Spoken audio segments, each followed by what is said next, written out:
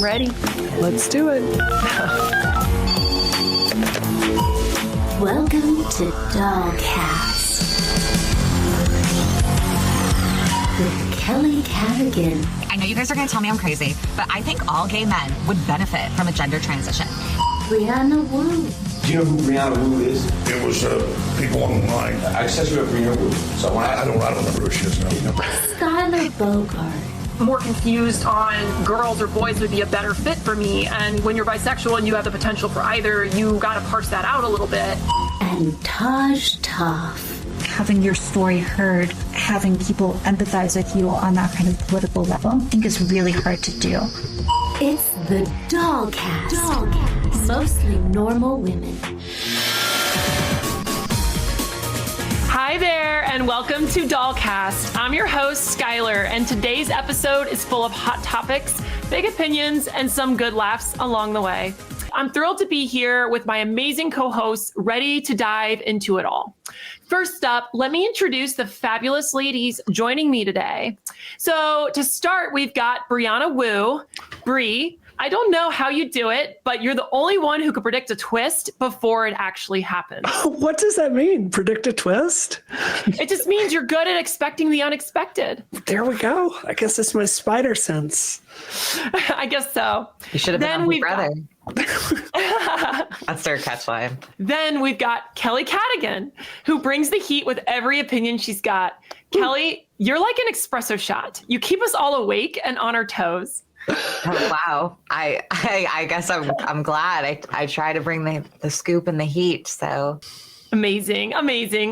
And finally, we have Taj, whose creativity brings a whole new vibe to the show. Taf, I'm pretty sure you could write a novel about just putting together an outfit. She could. Let's dive into today's topics. So to kick things off, we're going to start talking about what is on everyone's mind this whole past week, the election. There's a lot to unpack here. And, I think we just want to have a moment to decompress a little bit about it, how we feel, what surprised us, and ultimately what we're hoping for next. What's the future? What's the direction? Let's break it down. I'll go ahead and self-pity. I don't want the whole show to be about the election. So let's lock our negative feelings away. And then let's go have a positive thing after that. Yeah. I mean, honestly, though, I'm not feeling super negative. I know there's a lot of negative sentiment online, but I kind of saw this coming. I'm going to be honest. I feel like this wasn't a huge shocker to me. I felt like, there's been a lot of warning signs along the way. There's a lot of people that are kind of just over it when it comes to the whole wokeism thing. And I mean, this has been a trend. I mean, I've seen so many people say that wokeism is gone, and whatever's coming next, I'm not exactly sure what that is, but that seems to be what Trump's whole platform was attacking it.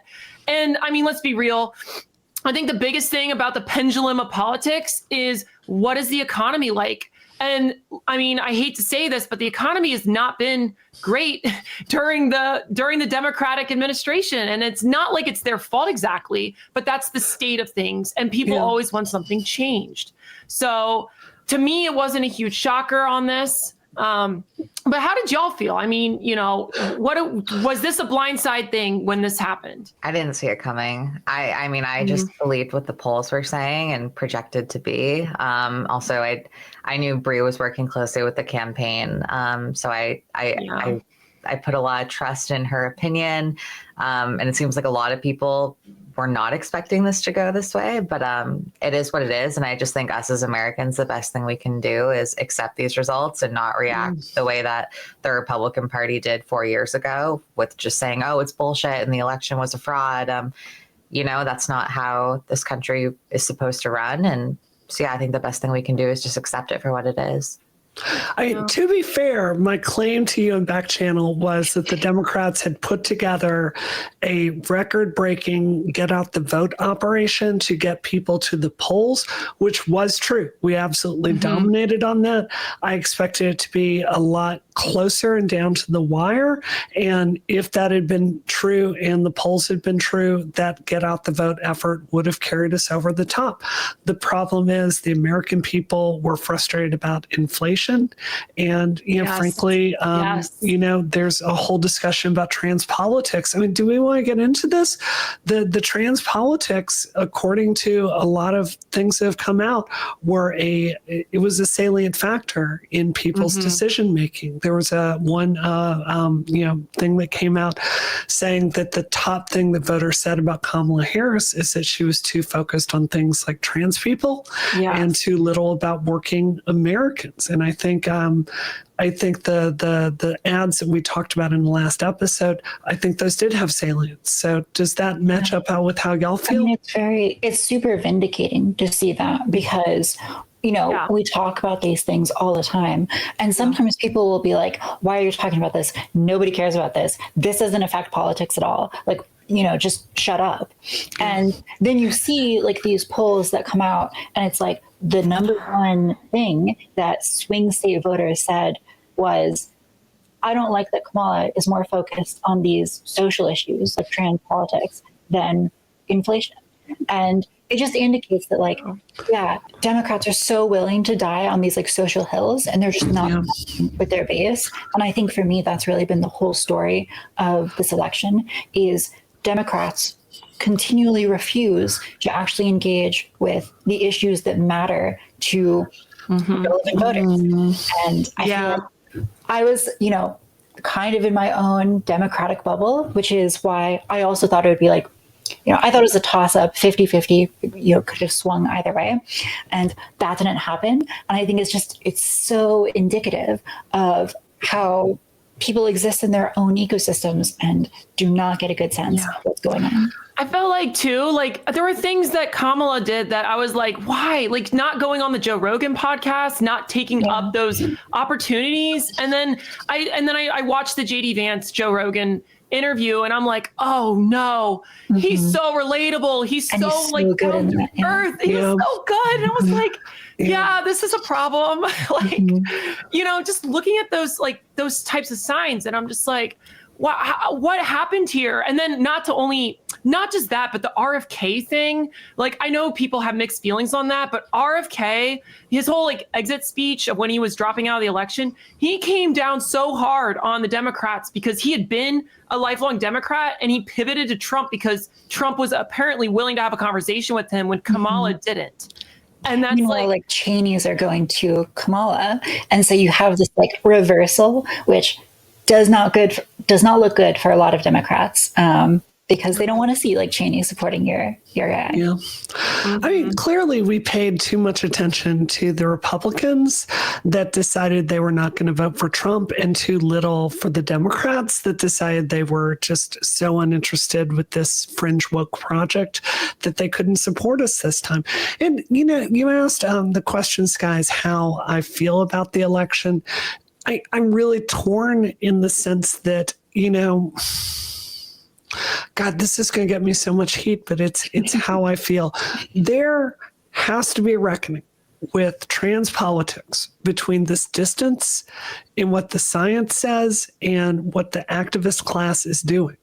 There's got to be a reckoning between, WPATH, which I think has been ideologically captured, and trans healthcare.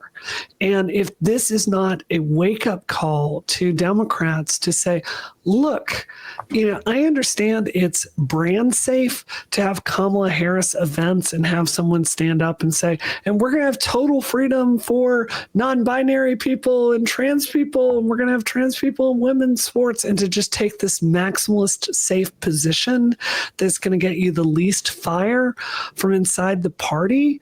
But the American people have different ideas. And I don't think I'm the only one on the show that thinks this fringe activist conversation is very damaging to my rights. And the strongest evidence for that is my life was so much better before we were in the public eye. No one cared no one even thought about me being trans, right? Like, it literally never came up. So I feel like, obviously I'm terrified about what the next 4 years are going to be for trans people. There's public policy I've heard coming down the pipeline that truly scares me. But at the same time, there's got to be a reckoning, and I'm really proud that we are launching Dollcast in this moment because sanity has got to come back to the conversation, and I think we're really pioneering that. Yeah, I definitely feel betrayed by Democrats in so many ways because the left has claimed to be fighting for me for so long, and yet at the same time, I have been telling left-wing people, Democrats, listen, some of the rhetoric you're using is not helpful to us. And, the Democrats, the left, just insist on using this inflammatory rhetoric and these arguments. And they insist on dying on hills that only work when you're surrounded in an echo chamber of the most left-wing people. And I'm saying over and over, this doesn't work. This is going to lose you elections. This is going to lead to a backlash, which is ultimately going to be worse for trans people overall. And people are just not able to break out of their bubble and recognize that oh, wait, actually trans people exist in red states as well. And actually other people, just people in general, exist in red states and don't agree with me. And if I say the most insane thing all the time that only my friends in San Francisco agree with, eventually we're going to get a president who is going to ban all gender transition. And yeah, people, I see this on Twitter. A lot of people are saying that the problem with Kamala Harris is that she was not progressive enough. It's insane. Insane. And I think as long as we say that, we're just going to be losing elections. So completely agree. Yeah. Yeah. I feel like we've seen a couple cultural milestones, particularly with the trans topics that are so detrimental, but are kind of what I view as outgrowths of the lack of policing that the left has done for themselves. That's sort of the theme of where I was almost considering Trump for, we had that discussion before. And I was Trump is actually, you said, Bree, there's a reckoning that needs to happen. And part of my viewpoint was that exact thing is if we don't reckon now, then the reckoning later is going to be that much worse. Because it's the problems aren't going away, they're there. And some of those cultural milestones were things we had talked about, but Biden trying to put the gender identity into law, overplacing the biological sex with the Title IX legislation. I saw so many people so inflamed over that. And it's that's not helpful. I don't need, that's not helping me. That's not protecting us. That's trying to, it's an idealistic dream that unfortunately, I see where it's coming from. It's coming from good intentions, but in practical application, it leads to just blatant unfairness. I mean, it's unfortunate to say that, but it's that's the result of it in a societal viewpoint. And it's how can we get back to a place what's the proper policies? And the only way to get there is with the right conversations and really bringing in all these different perspectives. Yeah. And for me, it's a matter of holding the line. There's a core line in the sand that we need to be so focused on defending. And for me, that's personal freedom and personal autonomy. Yes. God damn it, you're an American. You should have control of your body, right? And that personal expression is so important. And that's a message that resonates with voters because we have these beliefs and ideals that we can live up to in this country, but we're going beyond this line to make arguments I don't know, you need to believe that we're women, otherwise you are an evil bigot. And it's I don't need someone to believe that I'm a woman. Nope. I just need them to not try to control my body. That's right. Love that. That's so American. Tough. Tough for president. That is going to be the episode title right there. That's going to be it. I would vote for you 100%. I do want to push back just a little bit. Directionally, I'm in total agreement with all of you. I would urge you not to underestimate the threat of what we're going to be up against for the next 4 years. That's the size of the gender critical project and the political power they have amassed truly terrifies me. The money that is into trans politics, anti-trans politics at this point, truly terrifies me. And the Republicans have learned the lesson that attacking us will win them elections. So I know, like, Buck is my friend. We're really honored to do a short thing with him this week. And I know he's saying trans healthcare is going to be just a blanket statement. Fine. I am not convinced of that. There's legislation coming through that is going to impact people's lives. The place we are probably going for the next 4 years, you need to be proactive in keeping yourself safe. Get your legal documents in order today. Go get a passport today, because those rules are going to be changed and you're not going to be able to have your gender on there the way that is going to help open doors for you. Consider stocking up on not an extreme amount, but a little bit of extra HRT. If changes come through the pipeline, through regulation, they're going to disrupt it. You're going to be really glad if you've got that extra 2 weeks to figure this stuff out. So, don't screw around on this. And remember, one of the strengths of the American system is if the vibe and the values of Texas fit you more, you can live in Texas. And if the vibes and values of a place like Massachusetts fit you more, you can come live here. I love Massachusetts. Our trans healthcare is excellent here. And consider moving to a place that has laws in place that will respect your rights. Because generally speaking, the states do have wide authority in how they regulate this stuff. So it's undoubtedly true that you will be safer in Illinois or Massachusetts or Chicago or California than other states. This is so scary. Like you were saying to me, like, stock up on hormones. It's like, I want to know how like Taff and Sky feel, because it's like, like literally what happens if you can't get your blockers like 1 month, like you'll revert. Like, is that not like terrifying to you? I mean, yeah, it's concerning. Yeah. Oh, well, no, go ahead, Taff. Yeah. No, I'll say more. I think well, I was just gonna,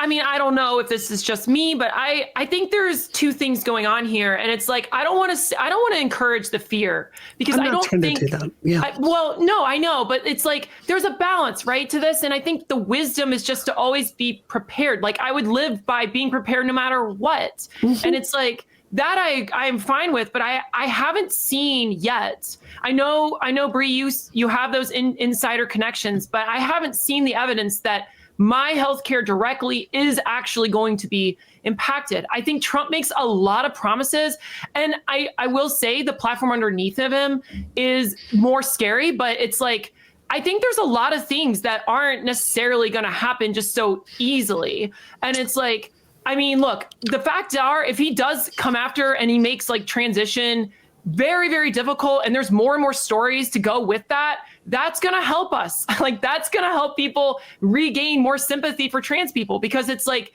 that's what we're running dry of, because that's what woke ideology sort of drained from us by giving all these bad examples of non-reality based treatment and policy. And honestly, there seems to be this psychological fragility that just scares me a little bit, when that is just about as scary, because it's like, I see that reaction online, prominent. I guess like what I'm trying to say is that it's always wise to be prepared, but I don't necessarily want to go off and say like everyone should take so much preventative action on the basis of fear. And well, Brianna, to your question, I am concerned about that.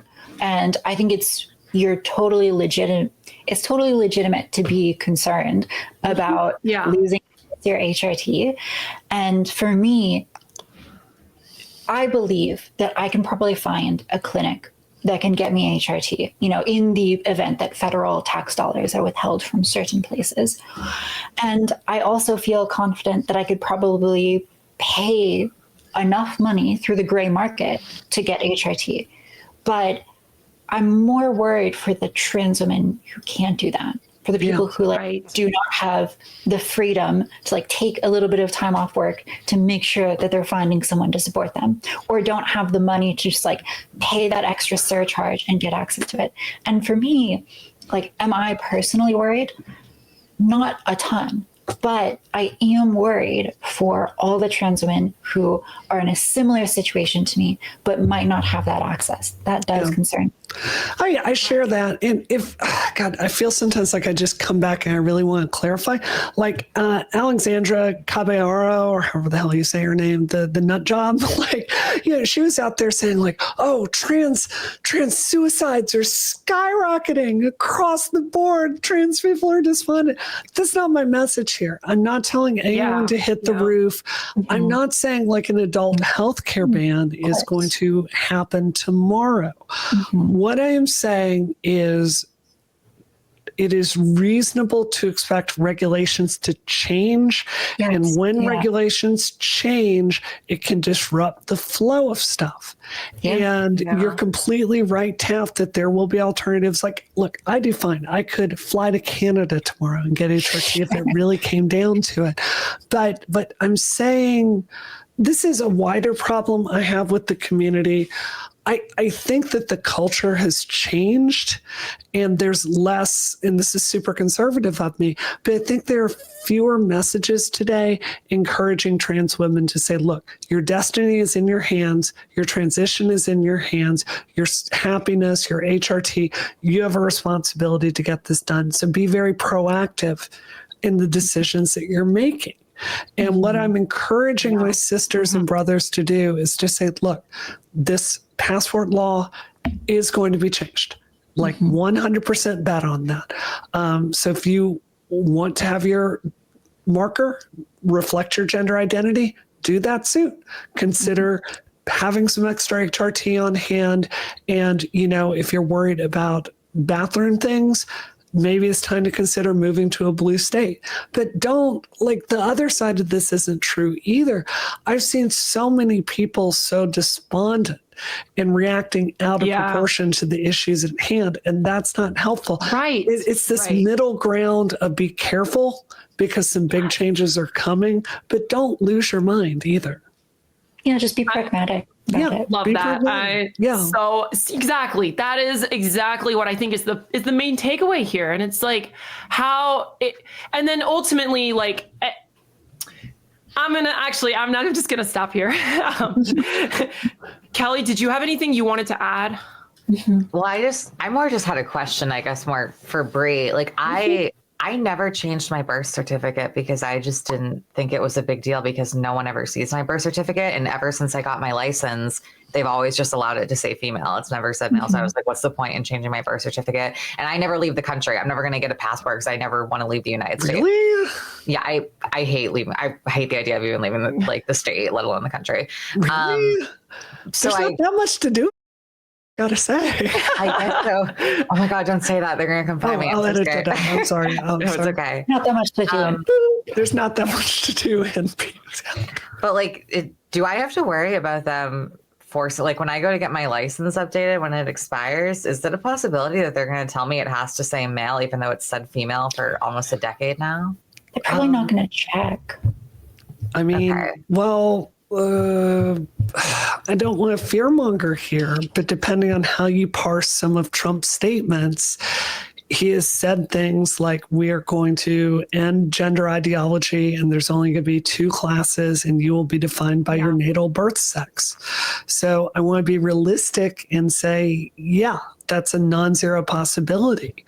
And the reason, more documents are always going to help you than fewer documents. So I just think like the more tools you have, the more doors you can open. Also, like in a decade, you may want to do this.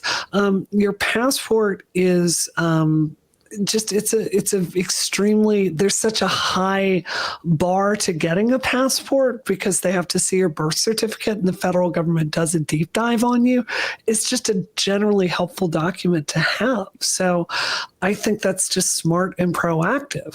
Like, don't go get a gun like trans Twitter is telling you to, but maybe consider having a passport. That's a helpful legal document. I will also say I was able to get a passport with the female marker in Texas without changing my birth certificate or anything. Thank you, Hillary Clinton.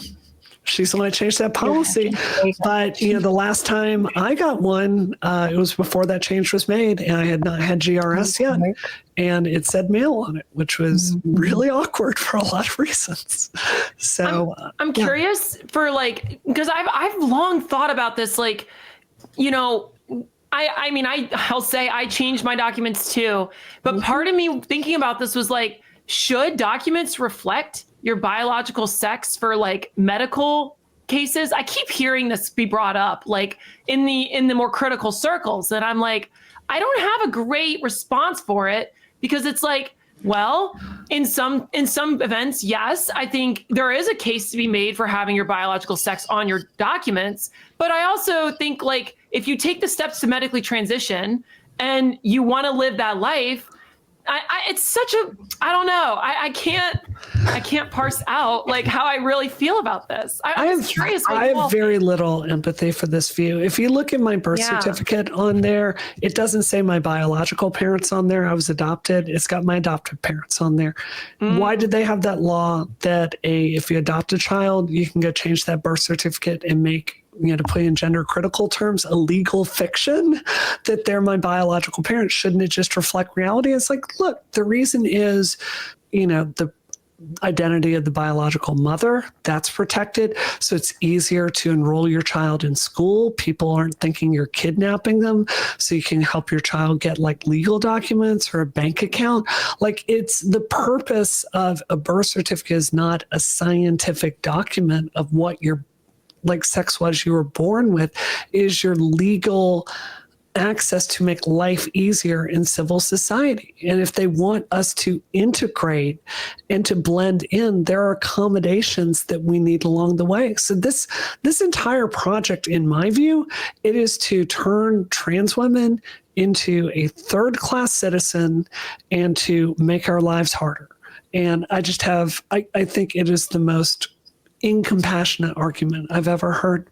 I do think for the most part too, you can tell doctors about your natal sex, which I do every time. I do too. Right. I'm trans. And so I don't necessarily feel like I need to have that on my passport to prove that. And I guess there's this kind of fringe case where maybe you are unconscious and you're brought to the hospital room, and also you've had sex reassignment surgery, so they just really don't know. And then it's then maybe there's an issue there, but also there can be issues with intersex women, right? Who have, for example, some what is called gender non-conforming physiology, right? And they don't even know that themselves. And that could potentially be a problem for a doctor. So I think that maybe there's a rare instance in which you really just can't tell the doctor that, and it's also relevant, whatever's going on with you. But for the most part, you are either conscious or the issue is something that, if anything, you're benefited from them seeing you as female because you've been taking hormones, and your body is, going to be best treated if they give you an amount of a drug that is relevant to women, because that's what your body is. It seems like such an edge case though, Taff. I mean, what a much more likely scenario, other than you're unconscious in a hospital room, much more common thing is you're trying to get an apartment. Yes. And right. And you're showing them your documents, and they just don't want trans people living there, and they discriminate against you. Or you go for a job, and you've got to show these documents, and it outs you to everyone, and the whisper network starts, and you're treated differently. And, it opens up all this harassment and discrimination in your life. My life was so much better when I was stealth. I'm just 100% going to be real with you. I regret not just becoming a public figure so much of the time, but coming forward to just talk about this stuff honestly. It has done nothing good for my life at all, except my friendship with the three of you and being able to get the show. The idea that every single trans person has to get outed in all those situations is just cruel. Let us transition and move on with life. My DMs are filled with trans women who are so thankful for this show because they agree with our politics, but they're stealth and they can't say this stuff. So let them go have this happy lives. Yeah. I'm curious, Kelly, did you have anything you wanted to add to the question, or I just want to check? Well, before Bree brought up the good point of just applying to jobs or getting apartments, I was going to be like, oh, well, why shouldn't it just say transsexual female pre or post-op, because that's still validating that you're, your gender, but also, or sex, whatever, who you are now. And also just saying your medical info. So if you are passed out, they know exactly what you are and what to give you. But yeah, I think you guys are right. In 99% of cases, it's just better for it to reflect who you are and not go into those details about if you're trans or not. So yeah, I think we should be able to change it. And I don't think it should be a big deal, especially if someone is actually making the transition. I think where we get into the gray areas when people are allowed to change those things without doing almost anything at all. Yes. Okay. Can I say exactly where I was thinking? Yes. If you are not on a medical pathway, meaning HRT at a bare minimum, I understand your situation, Sky and Taff, is a little different. You didn't go full on like I did. Yeah, I'm willing to make those accommodations, but if you're not on a medical pathway, no documents changed. That's the dumbest thing I've ever heard. The self-ID stuff is a cancer and puts all of us at risk, in my view. So, yeah. I will say I appreciate what the argument you made, Bree, fundamentally about functioning in society. That's the purpose of the legal document there. And when it comes to where I think about where I interact with legal documentation ever, it's always the same one, which is, can I see your ID for this drink? Before you can actually get your alcohol or whatever. And then you show them your ID. And then I remember I used to be oh yeah, here it is. And it would and then they would if they were paying attention, they would catch the M and they'd be like, what? And I could tell if they noticed it, because they'd always give this look. And it was actually kind of funny. It didn't really bother me so much, but it was now it's just, I don't deal with that. And it's kind of nice. It's I can just move more seamlessly. And I think that's the goal. That should be the goal, right? Of what it means to transition, is just to integrate and move in society more seamlessly. And it's we just got to get back to that. And anyways, that's the whole thing. So my license says M on it. So really? Yeah. That doesn't bother you? Do you get anxiety when you get pulled over or something? I mean, I've only ever been pulled over once and it was fine. I do think sometimes at a liquor store or something, I've presented the ID and I have seen the kind of double take go on in their head. So I totally relate, Skylar, but it doesn't come up with most things. Did you ever have a problem with someone refusing it and not believing it's you? Because I did have that once. Yeah. I'm curious, if you've ever, Yeah, I have had that as well, where people are are you sure this is you? And I'm yeah, I'm sure. No, it's my twin brother. Yeah, exactly. Well, the picture doesn't, I would assume the picture would still tell them it's you, right? Or is this you talking the picture is also from when I was 16. Oh, yeah. Oh, well, you have to update it. Isn't it every 3 years? Go update that, Taff. Well, how long does your license have? Does it differ state to state? Because I feel I have to update mine every 4 years. It might be different state to state. I haven't been asked to do it, I guess. So So don't panic, everyone. It's gonna be okay. I know it's scary right now. I know it's depressing, but you will get through this. We got through the Trump years. Honestly, don't panic. Don't listen to trans Twitter. But now's a good time to get any unfinished business done. This would be a good time to think about that. It wasn't so extreme though in 2016. I started my transition then, and I don't remember having these fears be thrown around back then. Right. Well, we're a political target.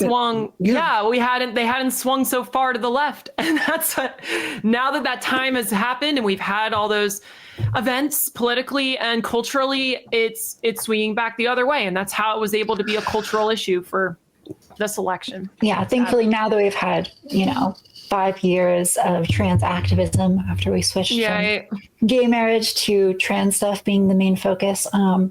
Thankfully, things are so much better for trans people. And we're definitely not way more of a target thanks to these activists. So.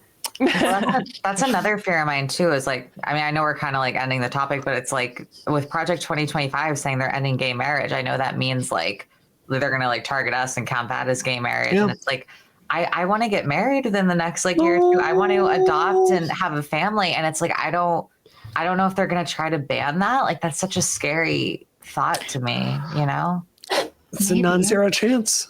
Just being real with you. I worry about this all the time. Texas, rolled back legal gender changes. They're considering sending out new IDs with the old gender marker on it.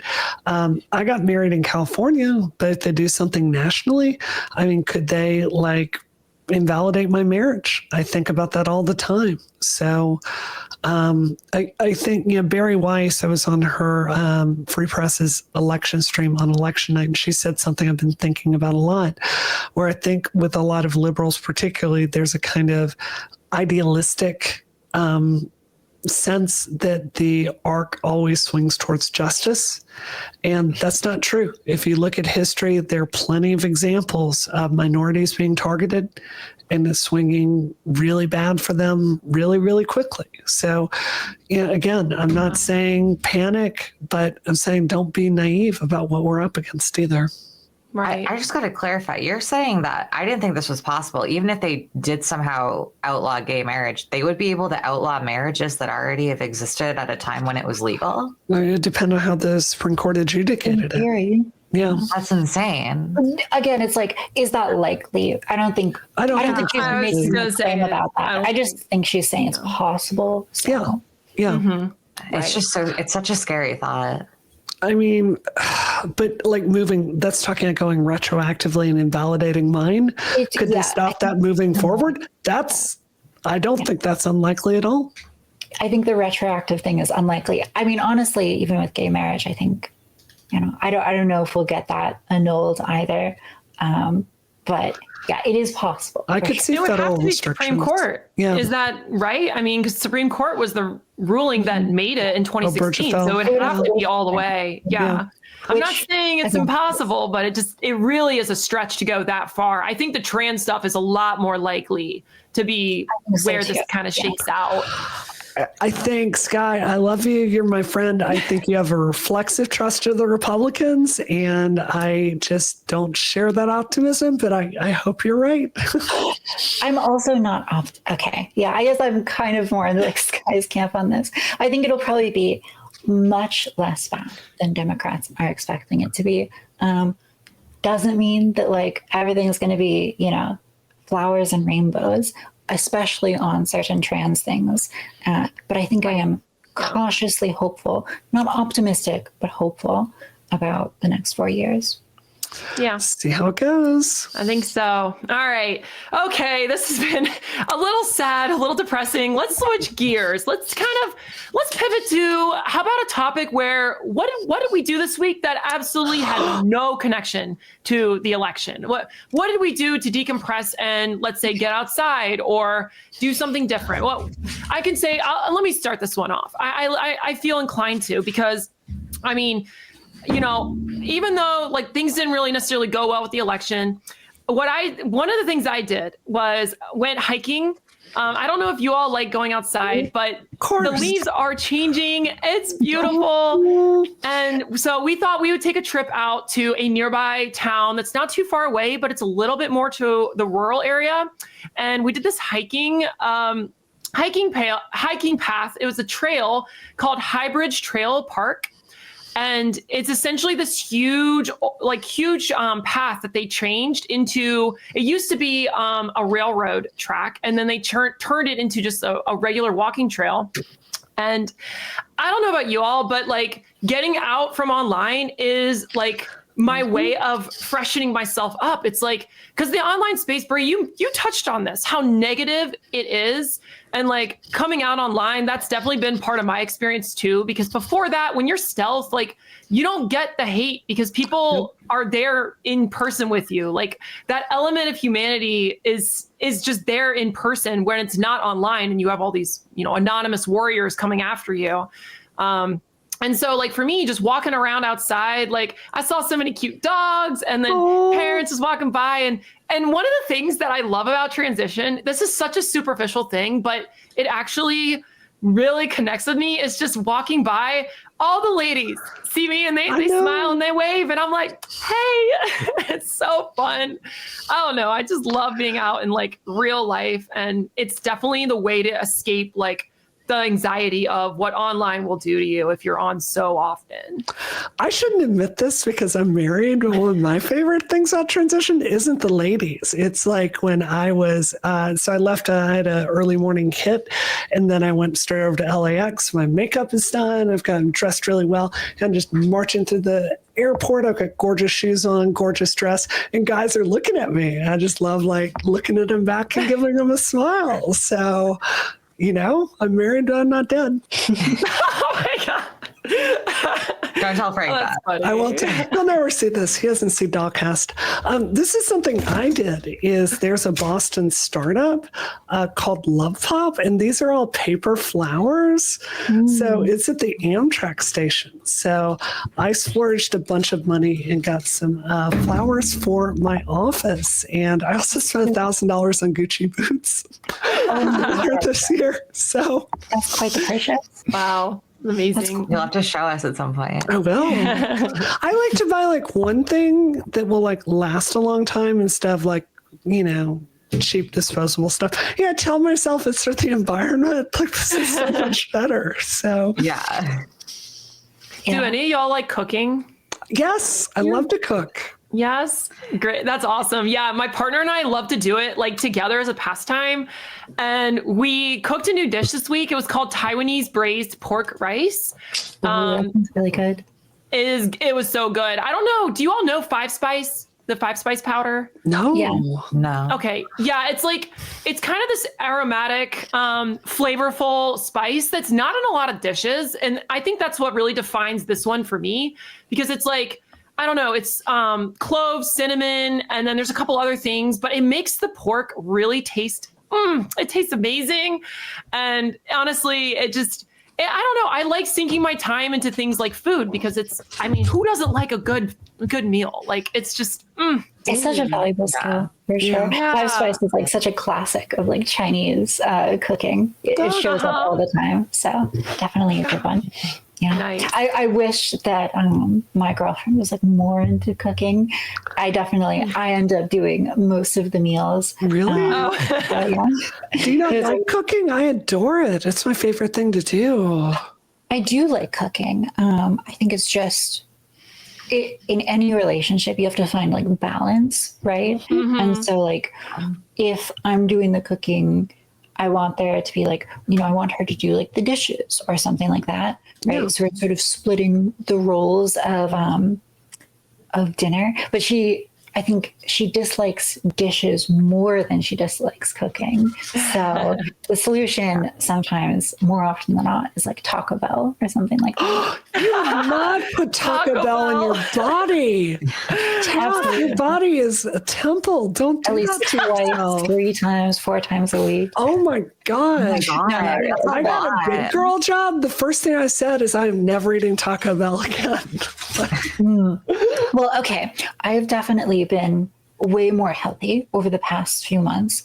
And I've started exercising for like the first time in my life. And it is great, incredible. Like, I can't believe that I like didn't do this before, but I just like, I grew up as like such like a nerdy kid, like always kind of in the background with like my nose in a book. And I would do like the pacer test in school and it would hurt. And I was like, no, I'm never doing this. I think it helped that I was thin. I've always been thin. So I never felt like, oh, it's necessary for me to work out. Terrible strategy in life. You should absolutely work out. It's not in true. retrospect. I'm like, this is amazing. Like everyone owes it to themselves to like see what their body is capable. And so it feels so nice to be like sore in the mornings. It's for me, it's like, it's so hard to actually get up and do it though, and sustain it. Like, yeah, well, that's been my whole thing is like, I'll get into it and I'll get so into it for like 2 months, 3 months. And then I'll be like, something will happen it'll mess up my routine. And the next thing you know, the next week, I'm like, what's another week skip? No big deal. And then the next thing you know, I'm not exercising. Sky. I will say one thing that really helped me is I set up like a tracker. So I use Obsidian, which is this like personal, note-taking app. And I have it set up so every day when I do like an exercise, I like mark it down. And I created some graphics so I could see like in the month which days I exercised. And as soon as I did that, I was like, I've been kind of like lying to myself about how much I exercise, because you can sort of feel like, I'm exercising. And then you actually look at it and you're like, I only exercised like 2 times that last week. And like that week prior to that, I did no exercise. And so putting that on like an actual graphic that I look at every day has made me like so self-aware about like, I really should do this because it's one of my responsibilities. And maybe I missed a day last week. And so that has helped me a ton, is just like being able to see and objectively evaluate. Keeps you accountable. Yeah. Exactly. Yeah. That's good. I will say my partner, her company does these like step challenges, and those always fire us up, because when you make it a game and you're competing with people, it's like, now it's just walking. So it's not like, well, walking's great cardio actually. It's great. It's underrated for sure. Okay, wait, so are you competitive? Are you pretty competitive, Skylar? She is more than me, honestly. I'm not the most competitive. Oh my goodness. But are you? It sounds like, Sorry. Oh no, ahead. sorry. Yeah.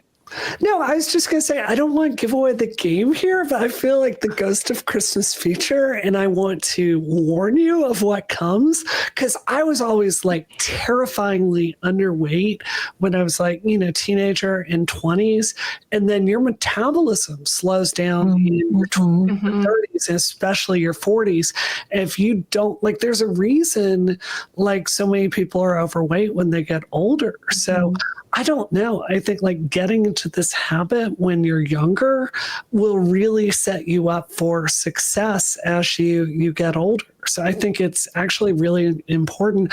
I love running for whatever reason. I've got the addiction gene, and like running, just swear to God, it gets me higher and makes me feel better than any other drug I've ever tried, to be honest. But Peloton is also really good. I mean, I don't know, just find something you like and never give it up. Kelly, do you do exercise? Not really. When I was in Florida, I would go to like trails a lot and go for walks. And honestly, before we moved to Florida, I would go on trails all the time too, and just like walk. And it was honestly more to just like listen to music and clear my head than it was for the exercise. But yeah, ever since we moved from Florida back here, it's been like a year. I just kind of stopped, and I haven't been doing it for forever. And I feel like I need to. You guys are like inspiring me to like go out and do a walk. I'll probably do it after this. Like I feel like I've gotten into this mindset of just staying in the house all the time and constantly being on social media, and it's just not good for my mental health at all. More than anything.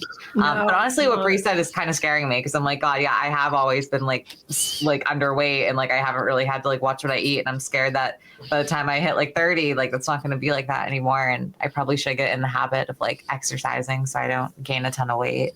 Yeah. The habit is crucial for sure, because like Skylar is saying, it's really hard to motivate yourself. Exercise is like the worst to motivate yourself to, because every part of your biology is like geared to make sure you're not expending like useless energy, because that's like survival, right? Like True. Yeah. We're just like programmed to avoid that. And so you have to make it like a habit so that you're not having to use willpower to do it. You just like have the urge to do it automatically. Right. Yeah. I was kind of weird for me. I don't know if you guys probably won't relate to this at all, but when I was like a kid, I had a really bad habit of just like finding places to like pace around in a circle and like listen to music. And I eventually, and I would sometimes like do it on like the swing set too when I was like really younger. And I felt like the older I got, people would look at me like I was crazy for doing that. So that's kind of what started me like going on for walks on trails, was like I wanted a way to do that without like looking psychotic or like No, I actually have a story about that. Oh God. This is going to be like so embarrassing. But when I was in elementary school, it was like a snowy day, and I was just like pacing around the playground over and over.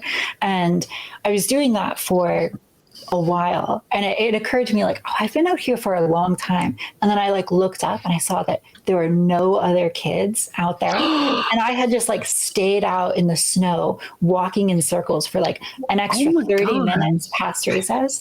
And eventually someone was like, oh, we forgot about Taff. And they like came out and like got me.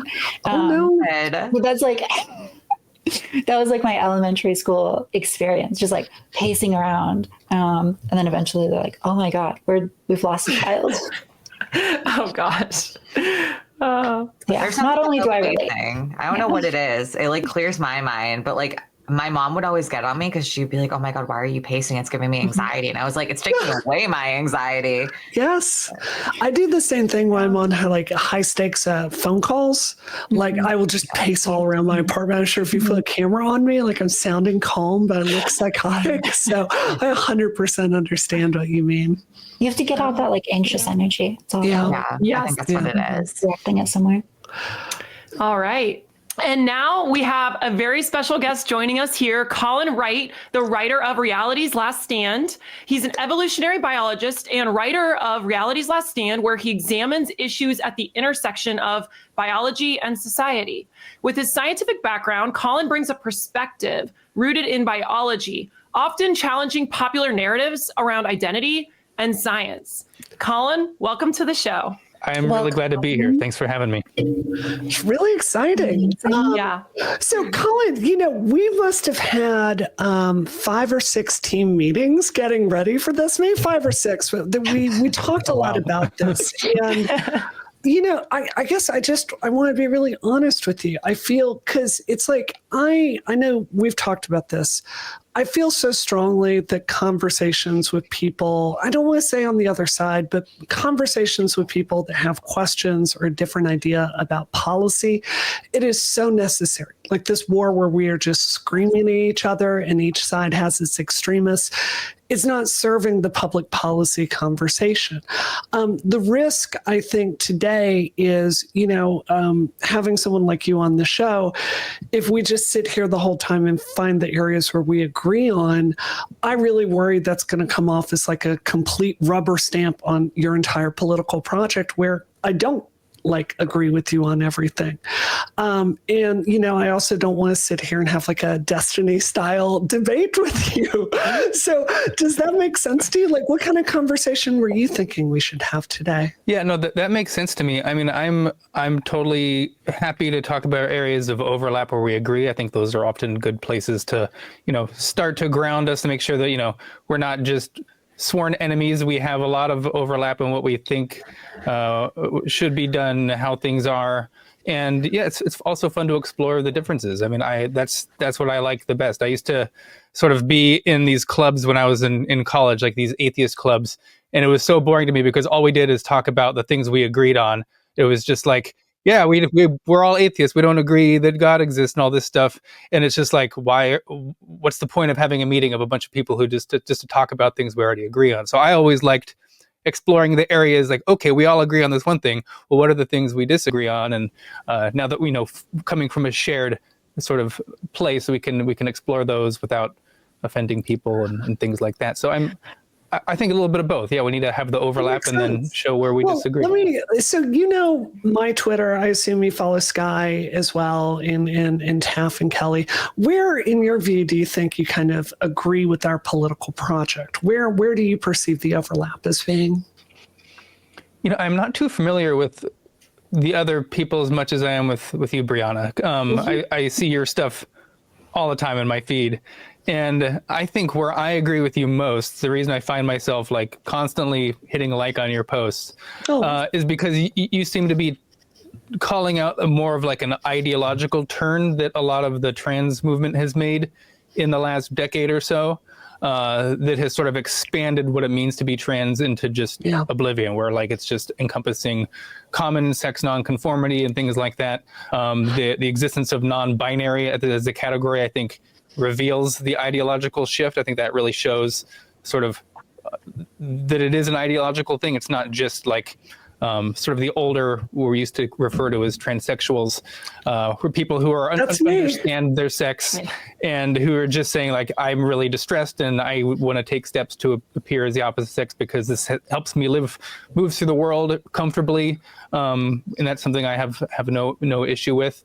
Whereas now we have sort of this ideological shift that goes into a lot of pseudoscience about the sex, whether it's even real, whether it's binary or spectrum, brain sex versus, sex of different body parts and brain body mismatches. So I think that's where I kind of saw things going wrong with the ideological shift. So I just want to pause and make sure trans people can hear this. I want to repeat back what I just heard because I see you attacked on this so often. Yeah. So am I correct to understand that your position is someone like me who had clinical gender dysphoria, and as an adult, I went to a doctor. I got certified and I went down a medical pathway to change my gender. Well, you know what I mean, to live as a woman, right? To get HRT, to blend, to live in a way that felt authentic to me. Am I correct to understand you support that? You think that is helpful? Is that the gist of it? Absolutely. I think individuals should have the right to be able to do that when they're adults and can make these decisions and they know who they are. They tend to know what's best for them, especially if they're dealing with doctors who can walk them through this. As long as I think there should be some medical safeguarding. I don't think it should just be like, I want to just get these things, and then it's just like, well, here you go. And by the way, they're all covered by insurance, and there should be some level of safeguarding to make sure that people aren't going to regret what they're doing. That's why I kind of criticize the gender affirming framework, because it's really just no safeguarding. I think if we could shift back to how things were, where it was a process, and I think it should be a process. But I'm not against anyone doing these things, either if it's a medical process, having a really robust assessment, or if people want to pay out of pocket for things, I'm totally fine with people pursuing all sort of cosmetic changes to their bodies that I have no problem with. To me, my main focus is on children, mainly because of the severity of the changes that we're talking about. But and I'll let other people go, but I just want to say really quickly, this is where I really, really agree with you. And I think my co-hosts do as well, because I strongly believe that medical safeguarding, I think the community has framed all of that as being oppression. And I don't think that's true. I think this is really apparent in the AGP discussion. And I'm saying this not like any judgment of anyone with that, but not every single person with autosexuality needs to transition and is going to be served with that. I think they deserve a healthcare system where they will be able to sit down with a therapist that actually understands these concepts and can walk them through that and explore other things to find out if maybe there are things less extreme that would help them have a good life and alleviate that dysphoria. I think that avoiding the political problem of Chloe Coles coming along, I think that's very much in the trans public interest. So I think right there, we've got a lot of overlap. No, Colin, I don't know if you remember me. I imagine you probably don't. I'm sure you have at GenSpec. We met each other at GenSpec, right? You do? Oh, okay. Yes, we did. Right. Yes. I listened to your speech there, or your presentation about the value of biology when it comes to understanding how to shape law and all of these various things. They're just the fundamentals about human understanding. And I mean, I came up to you and thanked you for it because I had no idea how pervasive it was that at universities, you weren't even being allowed to talk openly about these concepts of just basic biology, at least from my point of view. Yeah. And it's I am so against that freedom. Whenever I see that restriction of speech in an environment like academia, where we should be inviting contradictory opinions, that's how you reach truth. That's how you get closer to understanding the opposite of your side. It brings me back to John Stuart Mill, who makes that statement about one who only knows their side knows little of that. And I just think again of that is one of my core guiding principles. And it's I think that's where I see a lot of red flags with the trans ideology stuff kind of going off the rails, is exactly when you start seeing that protection of, we can't have any discussion on this. It's scary. It's not going to help. It's going to, attack our own side. And so that was really eye-opening to me when you shared that at the GenSpec conference. And I was grateful that at least, we're gaining some traction in the discussions from that perspective. And my hope is that we'll see more of a overlap or a mutuality in having those like conversations between, your perspective or like the perspective of biology, and then seeing like where that can intersect, people that maybe have an experience that seems a little bit, contradictory, or seems, it seems to put it at odds with some of those basic tenets. Yeah. I mean, my main project has been trying to clarify the biology of sex on this issue, because that's what kind of got me out of my lab and posting on Twitter in the first place, is people saying wrong things about sex. And I feel like if we could all just get to a point where, as long as we're making sane noises about what the biology is, then we can actually talk about other aspects of transitioning and things like that. I just view a lot of what's happening now as people basing transitioning on these, frankly, pseudoscientific ideas of, literally being able to change your sex through certain things. And I think a lot of people, especially, younger people I know, talking to Chloe Cole and stuff, like they literally thought in their mind that they could change their sex literally. And so I just think this sort of being misinformed is where I'm trying to focus my efforts. But Colin, this is where I think my political project differs from yours, respectfully, because and this is a critique I have of you. I've thought about this so much this week that I understand. Like, I have no delusions. I am a natal male that has taken a course of like alterations to my body to appear female when I'm in public. I have no illusions about that. But what I think the gender critical conversation, the gender critical crowd does, is I think they take that simple reality, which I actually don't think as many people are confused about as you do. I disagree that most people think this. And I think you hyper-focus on one area of this to make a whole host of arguments. And let's also not pretend that they don't use that fact to talk about us and frame us as though we're these hostile rapist invaders trying to take over women. And I think if you're like taking one scientific point and saying this is the only scientific point, well, I could do that right back to you. In fact, trans people do this all the time. What they'll say is, look, we've got these self-reported studies over here that show that, transition helps alleviate gender dysphoria. And you can show that all day long. And the science is very, very clear on this, that this will give someone, like, at least in the short term, a self-reported answer on the survey. I could come back to that and say, what, you want to deny that this science is real? You want to pretend this doesn't exist? How dare you? I just want to be here and have a scientific conversation. I can show you research all day long that shows if you call a trans woman he and don't affirm her, that this is psychologically damaging. Why are you trying to pursue a false scientific agenda? So I think like the science, there's a broad array of facts that as public policy professionals, we have to look at, not just this one thing. And I also think it's not the entire point. The point is not, are trans women biological women? That's not the question. It's, do trans women deserve dignity and access to the public commons? Because so much of the public policy being argued, I have to be honest, is so shockingly similar to the segregationist policies I saw advocated by elected officials in Mississippi in the 90s when I was growing up. So I think I'm entirely happy to cede the scientific argument.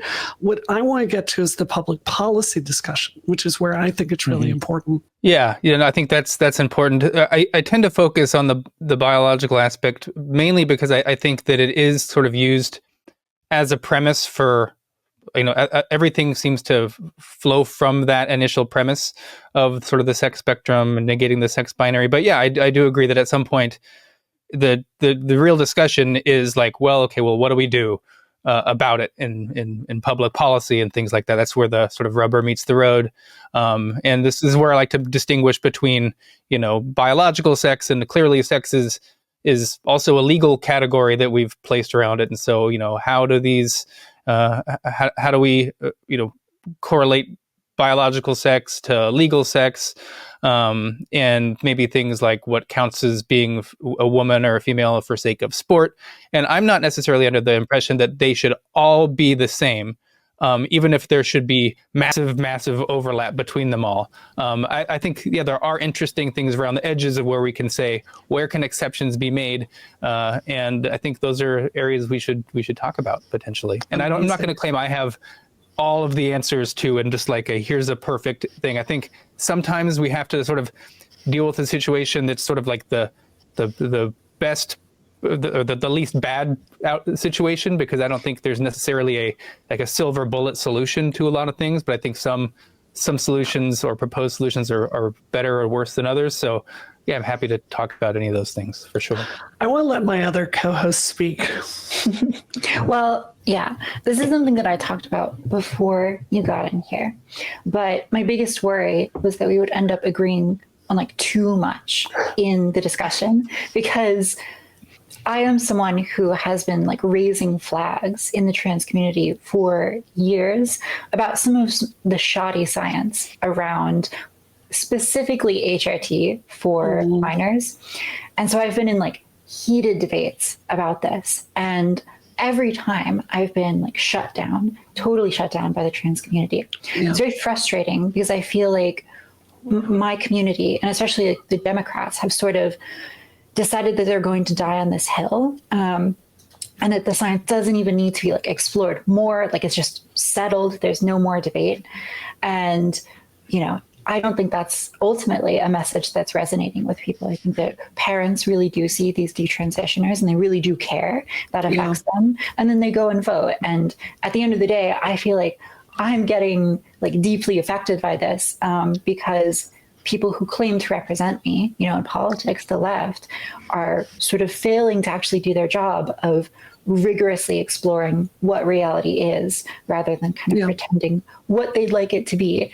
So that's always been a frustration for me. I think at the same time, I think that I can imagine there being opportunities for minors to transition in the same way that I think I have a very similar perspective on adult transition to you. But I think for minors, I think that a huge problem is just the ability to actually conceptualize what they're doing and to properly consent to it.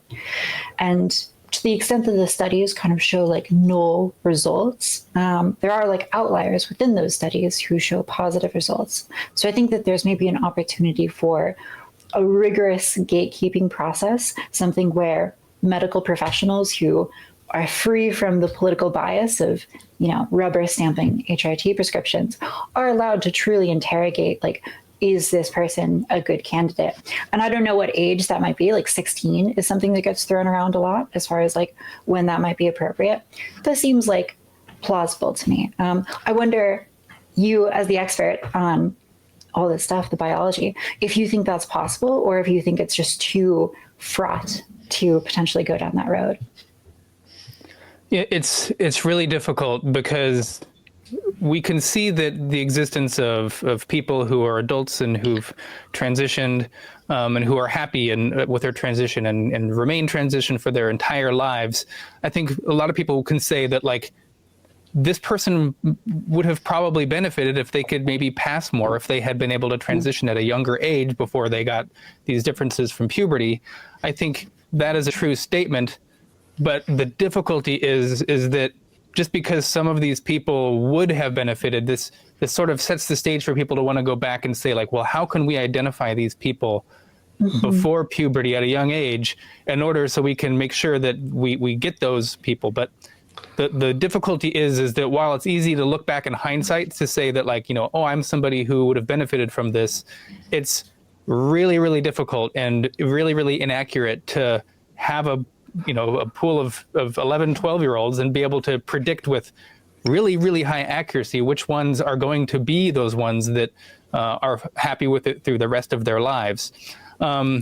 Do you really think so, Colin? Because if you go and look at the DSM standards, like it's been lowered to 2 out of 6 criteria, 2 out of 6, which is just insane to me. And like if you go read the standards from 1998, we'll put it in the show notes. It was such a higher standard. So I actually think like we do know a lot about what boys that want to be girls look like. Like there are case studies of a very typical transsexual like journey. And I do imagine that if you get the politics out of this, like I do think there's a way to go and do really good studies and move back to these older standards and stop, like someone that has 2 out of 6 criteria, do not support them transitioning as a minor. If someone's got 6 out of 6 and they're going through a major depressive episode and they have an eating disorder because they're trying to make themselves thin because they're terrified of like, masculinizing and, they've got suicidal ideation, I think symptomology indicates treatment. And to me, that is a much stronger argument for intervention at that point. Yeah, I mean, it depends where we want to draw a line on, how much bycatch collateral damage are we willing to accept in here? How many kids are we willing to unnecessarily and wrongfully transition that would make them sterile in order to capture all the individuals who would receive a benefit? And how much is the harm that's done to those who are done wrongfully? How much is that harm offset by the benefits that is done by those who go through it and are ended up happy with it? And then there's the opposite argument, like how many trans children becoming someone who cannot pass and are going to have really difficult lives, what human cost of that is. Okay, how many trans children, like I went to rehab, I have no idea how I didn't die from all the drugs I took. How many kids with like a major depressive episode that commit suicide, like Leela Alcorn, how many of those kids are we willing to lose? And like, I think some of the framing I find so frustrating is where we always talk about like the cis children that may not get the perfect outcome that they want as the focus. And the trans lives are kind of talked about like they're disposable. And it feels really dehumanizing to me, if that makes sense. Well, I feel like if anything, at least in the trans community, the focus is fully like on the trans kids. Oh yeah. And it's like very rare for those detransitioners to even enter into the conversation. I do think within the medical profession, there's a very like natural lean or inclination towards not taking an intervention if you can potentially avoid that. And we're talking about like false positives and false negatives. I mean, if the doctor is going to prescribe HRT, they're taking on like a big responsibility, I think, ethically, for the results of that. And so if you do get these detransitioners, that seems to be really bad in a way that like, adults, they can take on all of that moral, ethical responsibility, or at least most of it themselves. Yeah. And so with kids, it's a hugely different environment. Do you not think like a huge piece of it might be how some of these therapists that, in my opinion, are extremely underqualified and barely have any experience, borderline don't even have a degree, are able to diagnose these kids with gender dysphoria, when I feel like it should be left up to probably more like psychiatrists and people that have a little more experience? Yeah, well, I think the main issue is with the gender affirming model of care that is, basically doesn't have these safeguards. It's essentially, if the kid identifies as a certain way, then that's how they identify. There's not really a lot of pushback that can happen with respect to someone making these certain claims. And we do have an issue in the culture too, because we have, if you look at the medical community, it is, especially in trans medicine, it's filled with gender affirming practitioners. It's also in the culture, it's in the water, as to whatever degree it can be called a social contagion, just adopting these trans identities because of the ideological shift that we've experienced. I think I really don't trust the community right now, given the state of the medical field and the state of the culture, to do a really good job assessing any type of kid to any reliable accuracy who is going to reliably, remain transition for their whole life. And then there's also a philosophical issue of, it's impossible to do like the blinded studies on this to know that like, okay, maybe this one person is transitioned and they remain transitioned and happy through their lives, but you can't see how happy they would have been if, say, they didn't, if they maybe would have desisted, because there is this sort of inertia that a social transition has, puberty blockers has, cross-sex hormones, they kind of lock people in, make it more difficult for people to desist. And so it's hard to control for that, to know that, maybe they would have been happy either way. And, all else being equal, if they would have been happy without transitioning, well, now that at least they have their fertility in this other scenario too. So it's really difficult. I mean, it's so difficult with kids. That's why my personal view is that we shouldn't be doing puberty blockers and cross-sex hormones to adolescents.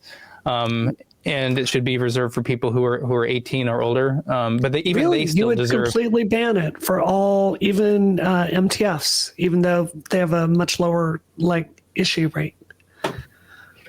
I would have it for people who turn 18, and even when you're 18, you deserve to have, actual assessments. It shouldn't just be gender affirming. A total ban. You're for a total ban on this 100%. No exceptions. Parents do not have the right to, they've got a child, major depressive episode, suicidal ideation, has been saying they want to be a girl since they're 3. They hit puberty. They're terrified. Their body is becoming like a linebacker. You want a total ban in that case.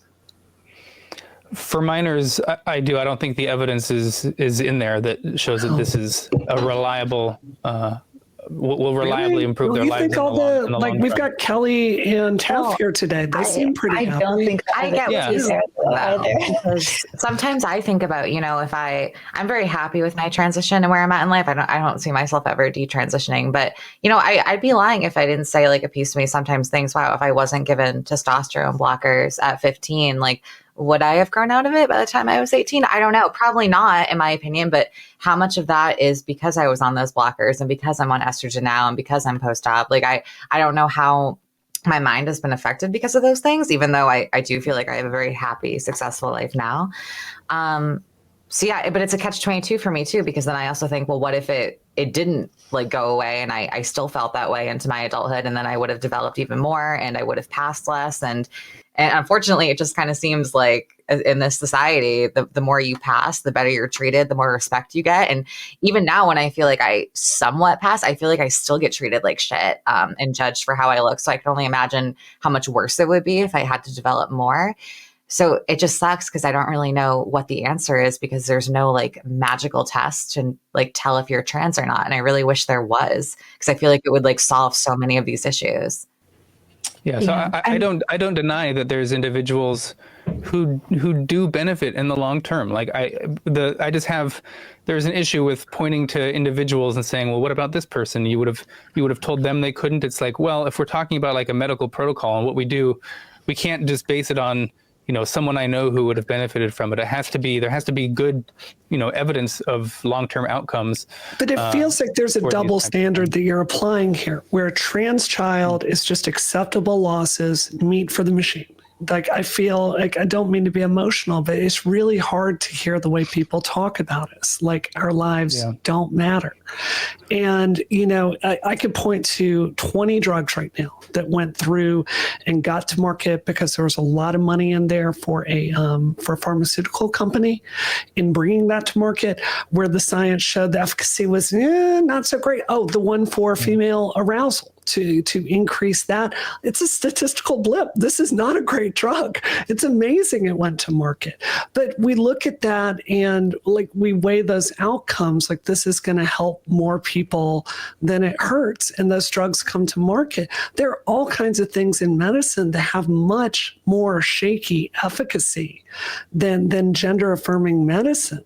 So I feel rather than going to this extremist solution that takes those options out of parents' hands, what I think the right solution is, I fully agree with you, Colin.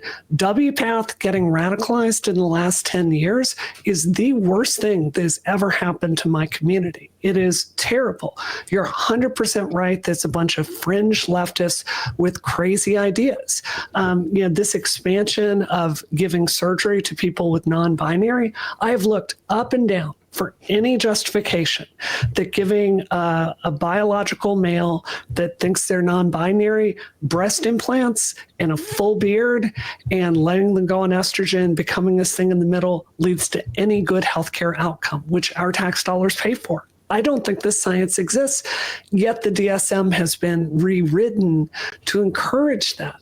So it seems to me that rather than going to this government overreach solution, the answer lies in looking at those standards. I think WPATH should be the central public policy battlefield. I mean, yeah, from what I've seen, I don't think that there is really convincing evidence that we can reliably know which kids are going to have the long-term benefit of these interventions. So that's why I draw a line right there. And I do have one, I guess, area of pushback I would say is I personally tend to avoid, and this is a kind of a controversial area, but I've talked to Leor Sapir a lot about this. There's a tendency to use the word like trans kids and refer to these people as like something that they are. They're like, this is a trans kid as something very distinct from a kid who isn't trans. And I tend to favor using the word trans or the modifier trans to mean, someone who's actually taken steps to like transition, because I think this labeling kids really young as trans is sort of sets them apart from other kids, where I think, they should they're flagged as, potentially someone who will transition later in life. But it's impossible to know which of those kids will become that category of trans. And which but don't you see how that argument then continues to people like me? Because then you've got TERF Twitter, which calls me a trans-identified male. I'm a natal male. That's just a fact. But I'm a trans woman. That's what trans women call ourselves. Like, the game here is to frame me as male, to demean me, and to push a public policy discussion where I'm segregated from society. So I don't have an issue with doing that with children. It's just like, you have to think about where the next step is, if that makes sense to you. But I want to come back to this. Like, I'd love an answer on this. Why to you? Like, let's say I'll be very generous and say it is 5 trans kids out of 100 regret it. It's not that, as best as I can tell, like male to female trans kids. The female to male, I want to get them just out of the cohort completely. Testosterone is so powerful, you can wait till later. But why is that 5 children who may regret it, which is a very high number, more important than the 95 that are going to feel like their lives are better? Because I think that number, if you reversed it, how many of those children are going to feel like their lives are worse from not transitioning? Like, why does one count? Why do trans lives not matter and the cis lives do? That's what I don't understand. Well, I think all lives matter, but I don't think we have good data to suggest what the desistance rates actually are at the moment. I mean, we have so much loss to follow up from all the studies that are performed. If we had an accurate assessment, I think if we could have really clear data, and I know the Manhattan Institute has a lot of data that they've been able to purchase, and they're working through making as more accurate reports as we can possibly do on this. Sure. To find out what those rates are. So, I will say it's 49 and 51. Okay, 49 kids desist and regret. 51 trans kids feel like it benefited them. Why, in that scenario, would the trans kids not matter and the cis kids would? That's what I don't understand. Yeah. Interpret a little bit with this. I think what I'm hearing, Colin, and correct me if I'm hearing this incorrectly, it seems like right now we just don't have strong evidence for any meaningful positive effect within trans kids. So we've got survey data. We've got some studies that are showing very small effects that are beneficial. And so we're hearing this rhetoric, even from Brianna, where you're talking about depressive episodes and suicide. We don't have evidence that HRT lowers suicide risk in trans kids. We don't have that evidence. And we do have evidence that HRT causes sterilization and causes irreversible body changes. And all of that is very well understood. But the benefit is very, it's kind of nebulous. It's hard to pinpoint. And it's for so many methodological reasons.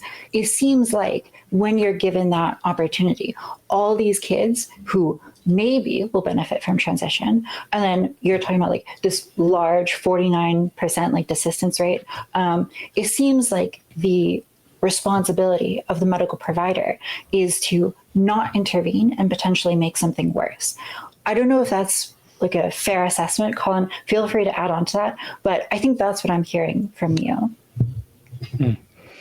Yeah, I mean, it has to do with the severity of the interventions. I mean, we're going to have, wrongfully sterilize, half of the people who are going through this. That's a major thing. These are totally irreversible. And while I understand that going through puberty for someone who's eventually going to, consistently identify as trans is also potentially irreversible. There are people who are trans who do pursue certain surgeries and hormones that do change parts of their body. It's more difficult. I will admit it's not that it's easy to be a trans woman and it's going to be an easy time and it's just as good at trying to make cosmetic changes after the fact. That's clearly, it's really difficult. But I would say that if we're going to have some sort of intervention, we have to have a pretty reliable evidence that this is going to be overwhelmingly beneficial rather than harmful. And permanent changes to children mixed with sterilization, that's just a really hard hump to get over, to say, you say, yes, we should be doing this to kids. I mean, it's one of those situations that it's the least bad situation because, until we have a better idea of desistance rates and, if we could have a crystal ball where we could know which kids are never going to regret it from a very early age, that's something I'd be open to. I'd say, okay, if we can know for sure, but we can't. And right now we really have no really good idea of what the level of desistance rates, especially because of the ideological shift we've recently experienced. Would you admit that pragmatically, let's say tomorrow you get your way, President Trump takes you up like you asked him to on Twitter to put you in charge of this policy, you enact a total ban on children transitioning. Would you acknowledge that the very first thing they are going to do is to go on, like, estrogens, not difficult to synthesize, and anti-androgens? You're not going to get drugged to sniffing dogs to find anti-androgens. Like, you would admit that just like abortion and women going into back alleys, the first thing that's going to happen is those kids are going to turn to Dr. 4chan. And they're going to start getting their health care online, and there's not going to be an endocrinologist. There's not going to be anyone there to like put any medical safeguarding in place, something you and I both agree on. Like, you will agree that those kids are still going to experiment medically. There's just not going to be a provider in the mix, right? Yeah, I mean, I imagine some people will resort to doing extreme things for sure, but I don't think we should make our policy, around the fact of what people are going to do on their own or what they might have access to. I think we need to have evidence-based policy first and foremost, and hopefully we can get those people other care that they might need so that they wouldn't maybe pursue these other avenues. I think we need to have a grandfather clause as well. I don't know. I think it's like abortion. Yeah. To be honest, well, I mean, not to disagree with you, Brie, but I mean, it's kind of like saying, oh, well, rapists are going to rape anyway, so like, why make it illegal? Because it's like, there are always going to be people who are going to go against the law or go to extreme measures to do certain things. But I get like it's different when we're talking in the aspect of healthcare. But it's like I just think this conversation kind of sucks because, more kids are going to do those extreme things because we've made the whole trans topic so public and it's being discussed in schools and it's all over the media now. And I just feel like the trans visibility movement has almost harmed us more because now it's just now more kids like, I've said it like a million times. It used to be a kid would like say they feel like a girl if they were a little boy, and now they're just going up to their parents or teacher and saying, "Oh, I'm trans," because they know what that is now, and it's like taught to them. So I don't know. I feel like it's almost just kind of like fucked us over in a way. And Kelly, even on that, like because these kids are hearing this rhetoric, like you are going to kill yourself unless you transition. Oh yeah, right. And I told my parents that I thought I would kill myself when truly I don't know if I would have killed myself if I didn't go on HRT. But a huge reason my conservative parents let me go on HRT is because I told them that. And truly, if they still told me no, I don't think I would have been suicidal. I don't think I have the ability to kill myself. I just don't think I'm that too. I mean, so much if when Brie is that, if like, it just resonates. Is that going to like make other kids just say these things so they can get what they want?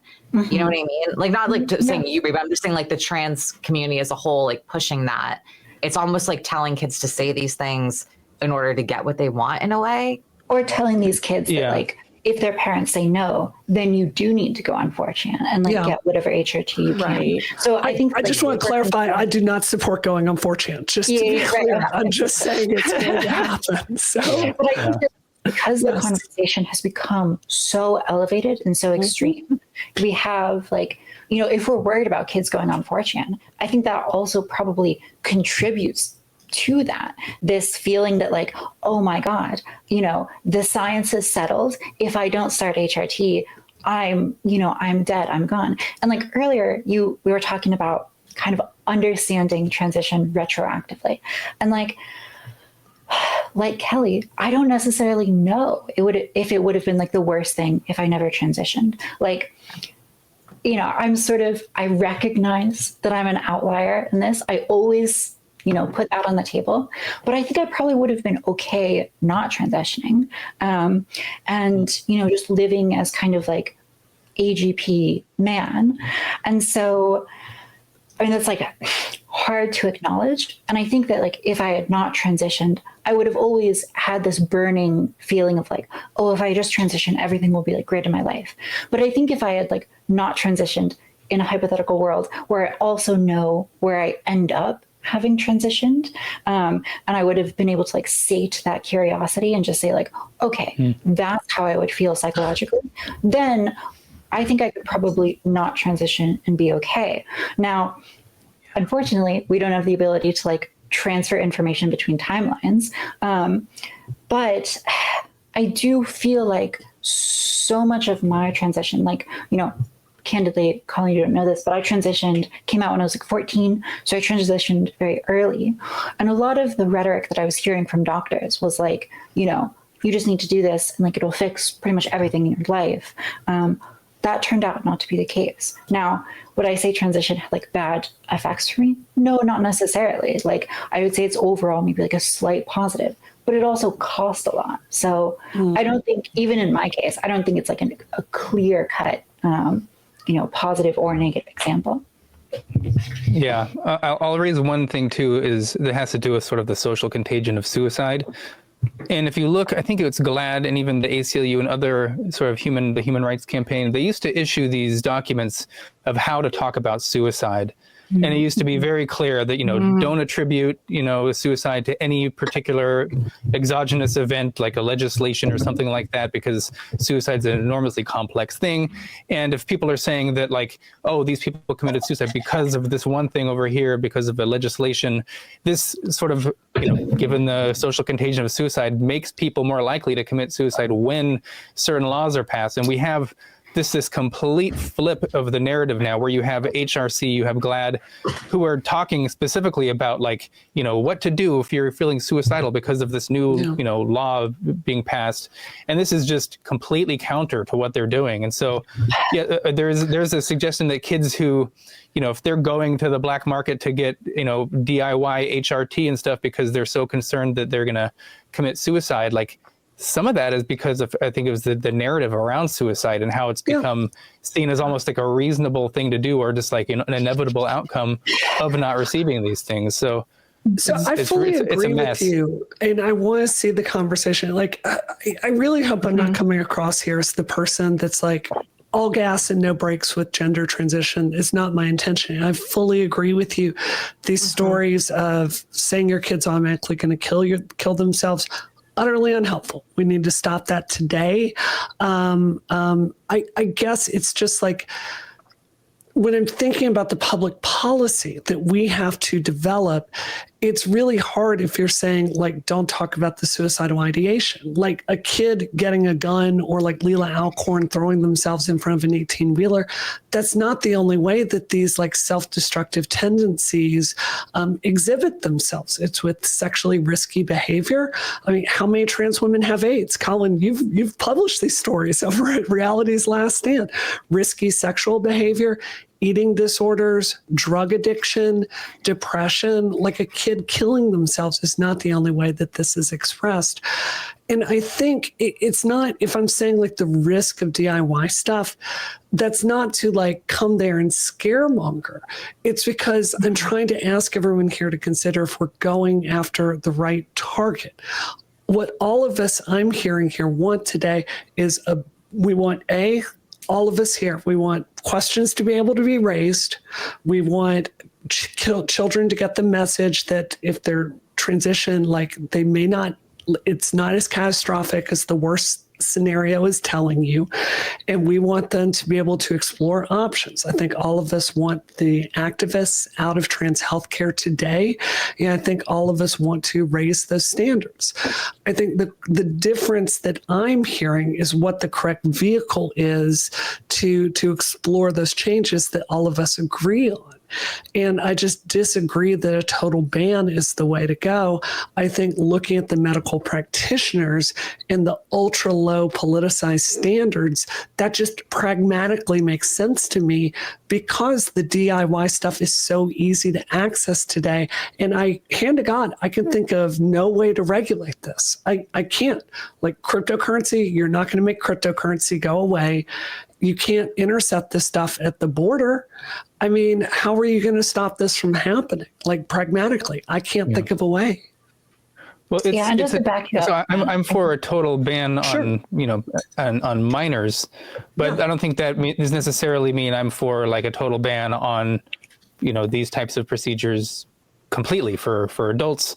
And I think 18 is, I remember when I was 18, that's still pretty damn young. I don't think saying that I'm for a total ban, at a certain age cohort, but so that's what would that be? Would that be 18 or 25? It'd be 18. Okay. I'm curious, do you know, have those suicide numbers gone up? Because I just wonder if they have, like, how much of it has to do with, like kids just being exposed to the idea of transition being possible. Yeah. Because not to reiterate my point, but I just feel like we gained so much more when people weren't aware that this was possible. And it was only something they did when they knew they had to do it. And it was a last resort. So when, we tell kids at 6, 7 years old that oh, you can transition. This is possible for some people. Be accepting. It almost tells them, oh, I need to do this. And it almost makes those suicidal ideations and thoughts come a lot more often than they are supposed to. Mm-hmm. What do you think about? So from what I've seen, suicide rates, they've been going up across the board just in general for younger people. But this is, correlates with the general increase in mental health issues for young people. And it's really difficult to disentangle. Is it because they're identifying as trans, or do they have mental health issues before that sort of causes them to identify as trans later? It's kind of hard to know which where the causal factors lie. I think there has been an increase in sort of suicidal, ideation, but the actual rates of suicide, I don't think have gone up specifically, when you control for things like comorbidities and mental health issues and things like that. But social anxiety, we know that's skyrocketing. I'm pretty sure drug addiction rates, they are going up, across the board. So I think it would probably be reasonable to expect a lot of that is happening for trans people as well. Yeah. It depends if it's because they're trans or is it because of the, co-occurring mental health issues. Is it just a result of the mental health things, or is it innate to their, and that's why I want to get these healthcare providers there. I mean, something you've talked about a lot on Reality's Last Stand, which I had never thought about, is this tie between autism and transition. And I used to just think about this that's just a trans girl with autism. And I today think something fundamental, these girls are, I don't mean this in a bad way, they're just different than I am. Their motivations are different, their culture is different, the way they behave is different. I think we would be so served by unpacking those comorbidities and giving everyone more space to explore that stuff. I think one of the most dangerous aspects of the activists kind of getting the reins to healthcare is there's not a willingness. Like there's a system that transition and it's going to fix all your problems, rather than going, okay, you've got social anxiety disorder to the point where you can't go outside. Maybe we need to work on this at the same time, or a drug addiction at the same time. Like I just think like the comorbidities, you can't transition if it's not from a place of stability, right? It's going to be the hardest thing you've ever done. And I think that we're just serving people into the machine, as is evidenced by the way the community behaves, which is just deranged a lot of the time.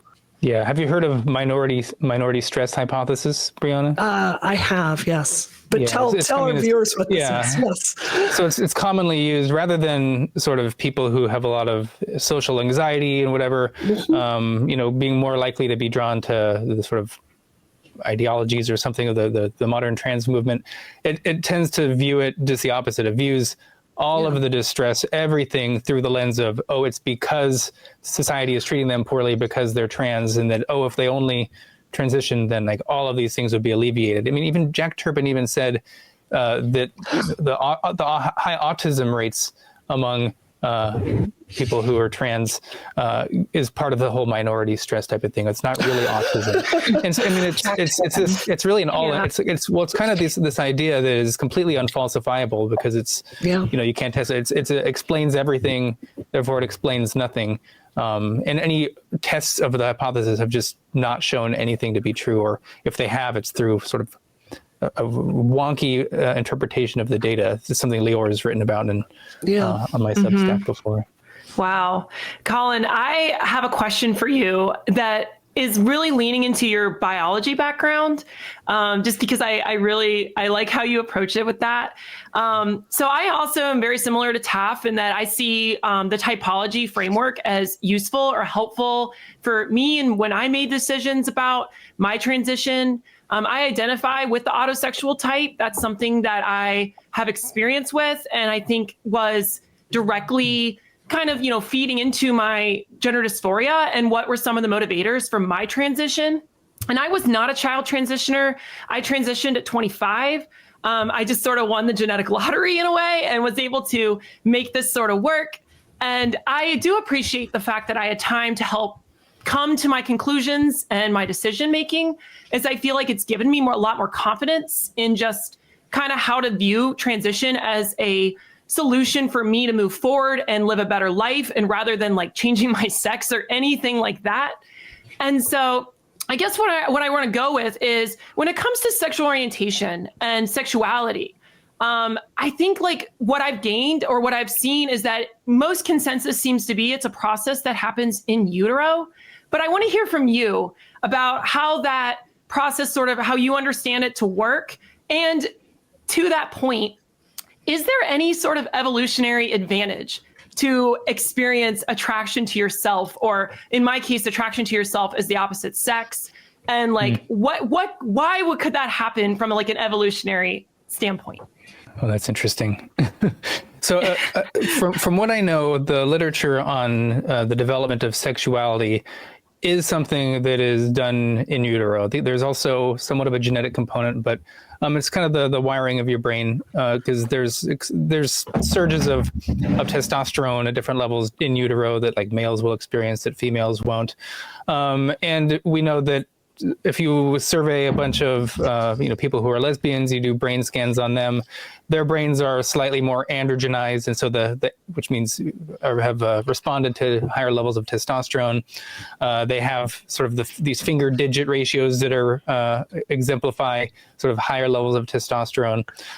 Women who have polycystic ovary syndrome and their bodies are producing more levels of testosterone, they tend to be, not all of them, but they tend to be more same-sex attracted as well. So, hormone exposure does have a developmental role in who people are attracted to. It's kind of different. I think androgenization, predicts, being attracted to to women, to the female body type, but it's not exactly the same with males. It's not, they're, have a sort of feminized or non-androgenized makes you more likely to be gay, or though I think it is a little bit, but it's not quite as clear cut as just like direct exposures to androgens makes people more likely to be attracted to females in development.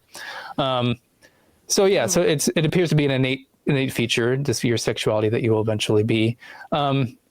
It's interesting to think about whether something like AGP is its own unique sexuality that's sort of exists on the spectrum of, being straight or being gay.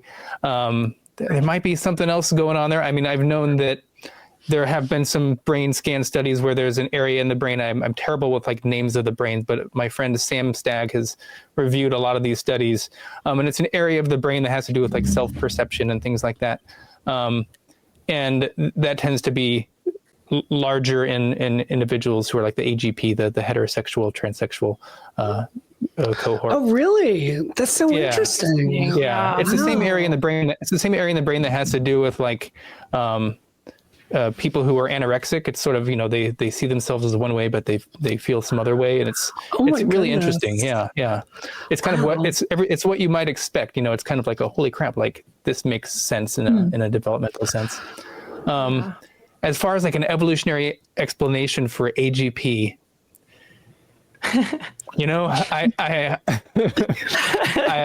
not sure if I could come up with it. I mean, it's so rare that it's in the realm of, variation is out there. There are some, not every trait can be, coughed up to an adaptationist view. Some traits are just kind of, they exist in the population because they're correlated with other traits. So I'm not convinced that it is even an adaptive trait, or how exactly that could be adaptive. I mean, I'd have to think about it to come up with a scenario, but it would be I'd have to work on it and to come up with a reliable thing that made sense. I definitely have like crazy theories on that for sure. But we can chat about those if you want. Yeah, well, just on that, I mean, for most of human history, having AGP does not necessarily entail like a medical transition or sterilization, because you don't have access to these hormones. So it's not necessarily something that we'd expect to be like strongly selected against, especially if AGPs are also historically having sex with women. So it seems like plausible to me that it can exist in that evolutionary context. So yeah. So is it one further extension to that is I've seen some people say that your sexuality kind of like, I guess in utero is like the basis of it, but then it is kind of continuously hardwiring up until puberty. What are your thoughts on that? Does it continue through like early childhood? Is there any possibility for environmental mechanisms to, shape that further, or is it really more in utero? I mean, there's always going to be some environmental play that goes on. Before, puberty and things like that, before people are beginning to be sexually active, before they're attracted to anyone, consciously or anything, it tends to be exhibited in just sex non-conforming behavior. Like you'll get sort of more masculine behaving girls and more feminine behaving boys. That's not to say that every masculine girl or feminine boy is going to grow up to be gay, but they by and large do. A large proportion of them will. And so, but it isn't until they get to reach puberty and they start, their gonads start activating, that sex nonconformity extends itself to the realm of sexuality, where they're also sex nonconforming in their sexual preferences. So that's kind of how it tends to manifest. Through development. It's just sex nonconformity, and then that just sort of extends to their sexual preferences later on. Right. So you can see it in the behavior. Okay. Yes. Yeah, that's fascinating. Thank you. So I have a question. How politically, just getting, one of my things is I try to be very pragmatic.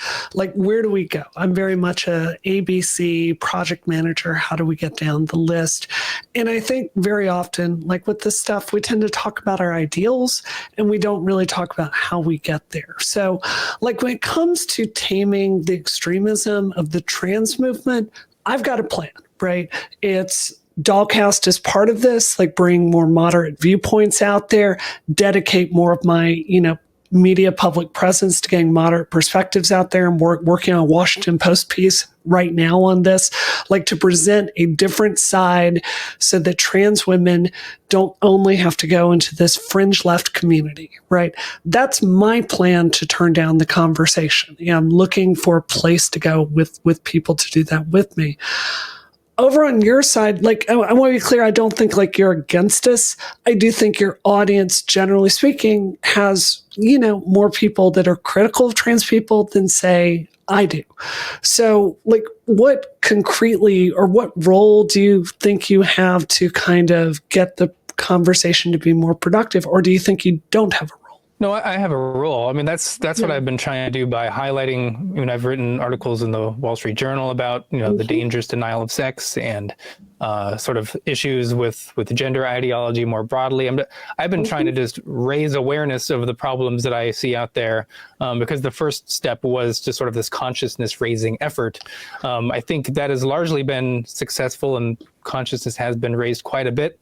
I agree. The next step had been sort of, okay, well, now that people know the issues that are going on, well, what do we do? What are the issues? How is this happening? Oh, we'll look at WPATH. Oh, look at all these organizations that have been essentially captured by this certain ideology that is, producing all this stuff, refusing to analyze their own biases, and try to get people who are in these organizations, who we know through a lot of emails that they feel like they're being muzzled behind the scenes. So try to get people to be able to speak up and actually, hold the activists' feet to the fire about evidence-based medicine in these areas, so that they can, we can actually look at evidence rather than just ideology. But would you not agree that there's a political project out there to basically that goes the other way? Like you can see that gender criticals have their own extremist policy project, right? So I guess my question is, what role do you think you have? What concrete actionable steps how do we get to, I understand, like, I agree with your entire mission there for the trans side. Over on the gender critical side, what are the steps you think people like you that do believe in dignity for trans people, what would your approach be to kind of getting them to go, come on, like, let's not talk about a total ban here. There's no need to dehumanize people. Like, we all need, like, respect here. What role do you think you have to play in calming that down? Yeah, I mean, I try to do that a lot, and I get attacked from the GC ultras. That's what they're calling themselves a lot now. And I've had to go on massive blocking sprees because I did like a podcast with Julia Malott, and then they just post pictures. It's just like, oh, Colin and his pet troons or whatever. They just go, I'm friends with Sarah Higdon, and then I just get things that's like, oh, like Colin is this catching them all like Pokemon. It's just ridiculous. And they think that, they go hard against me, and I just try to say, no, these are people who are my friends, and I treat them as individuals because that's how I treat all my friends. I just try to, I guess, live as the example of someone who shows people dignity based on being an individual, and I hope others do the same. And if I see people attacking a trans woman just because they're trans or something out in public, I push back against that. I mean, I think I try to shame people on that side too, because I don't think we should be, shaming anyone for just expressing themselves in the public and, presenting themselves as the opposite sex or whatever. I mean, I just treat people as individuals, and I have a lot of trans friends, and I love them all, and I don't. I consider you a friend. I do. I know it's going to piss people off, but I like you a lot. No, I hear you. So it's less of a public policy solution and more. Yeah, I don't know if that can be done with policy. People can be assholes. I don't know how you legislate against assholes. It's just. Well, I mean, but it's the W path. Like, that's what it comes back to me. Like, what are the standards that we are applying to this? That's like a very concrete public policy play that I want to do there. So I don't know. I think there's I wish there was a way to.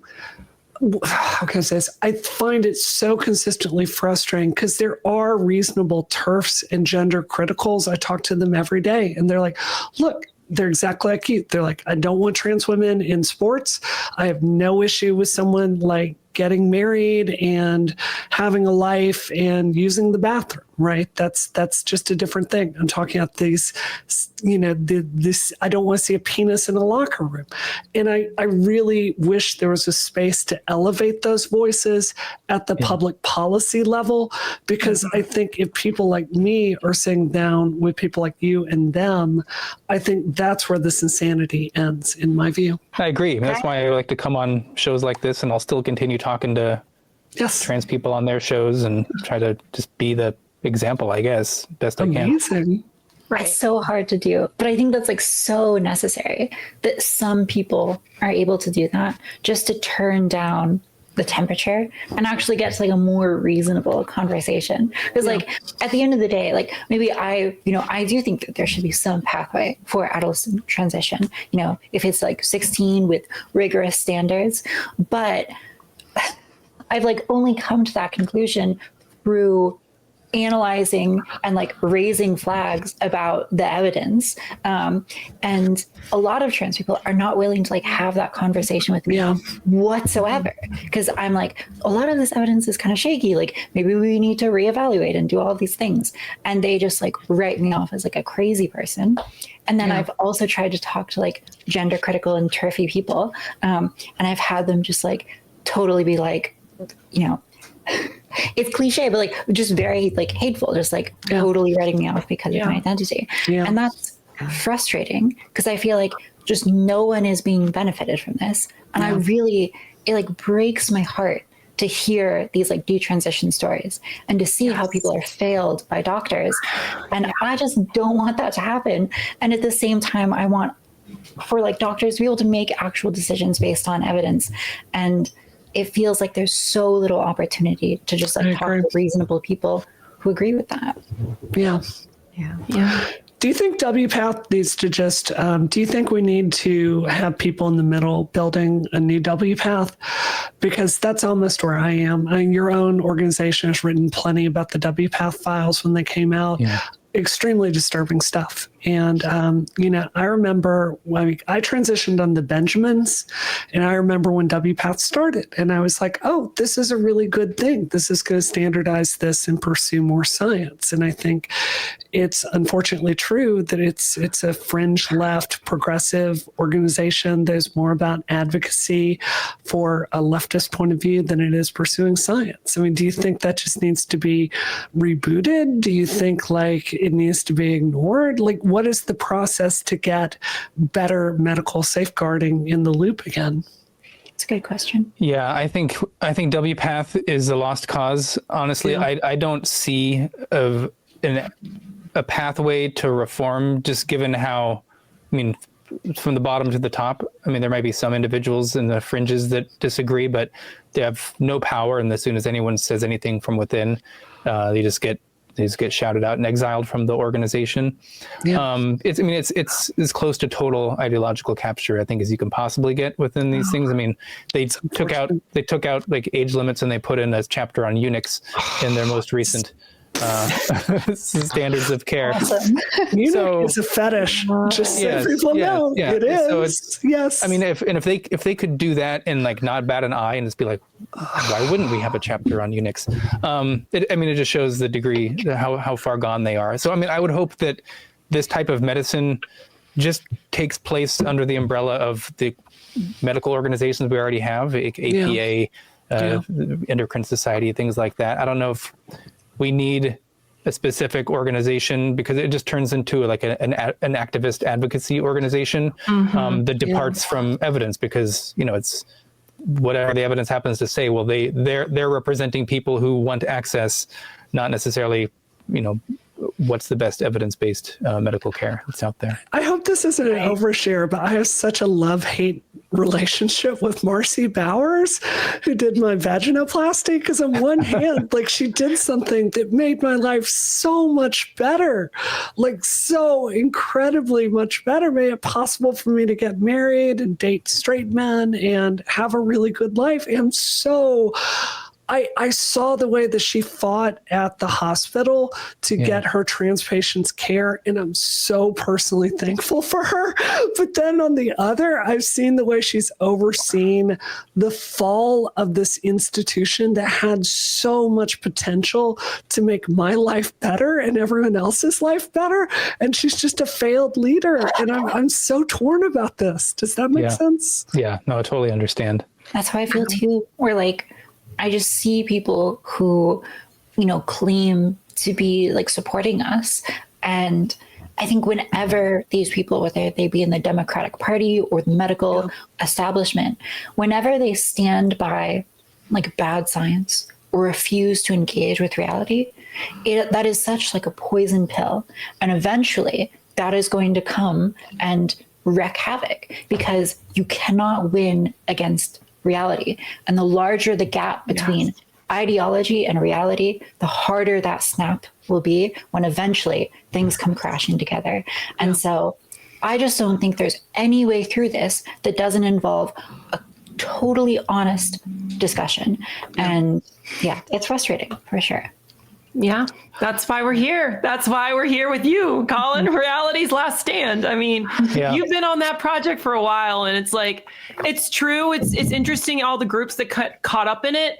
And honestly, to me, that GenSpect is the result, direct result almost, of WPATH failing. I mean, that's something we're all seeing here. And there's been controversy after controversy.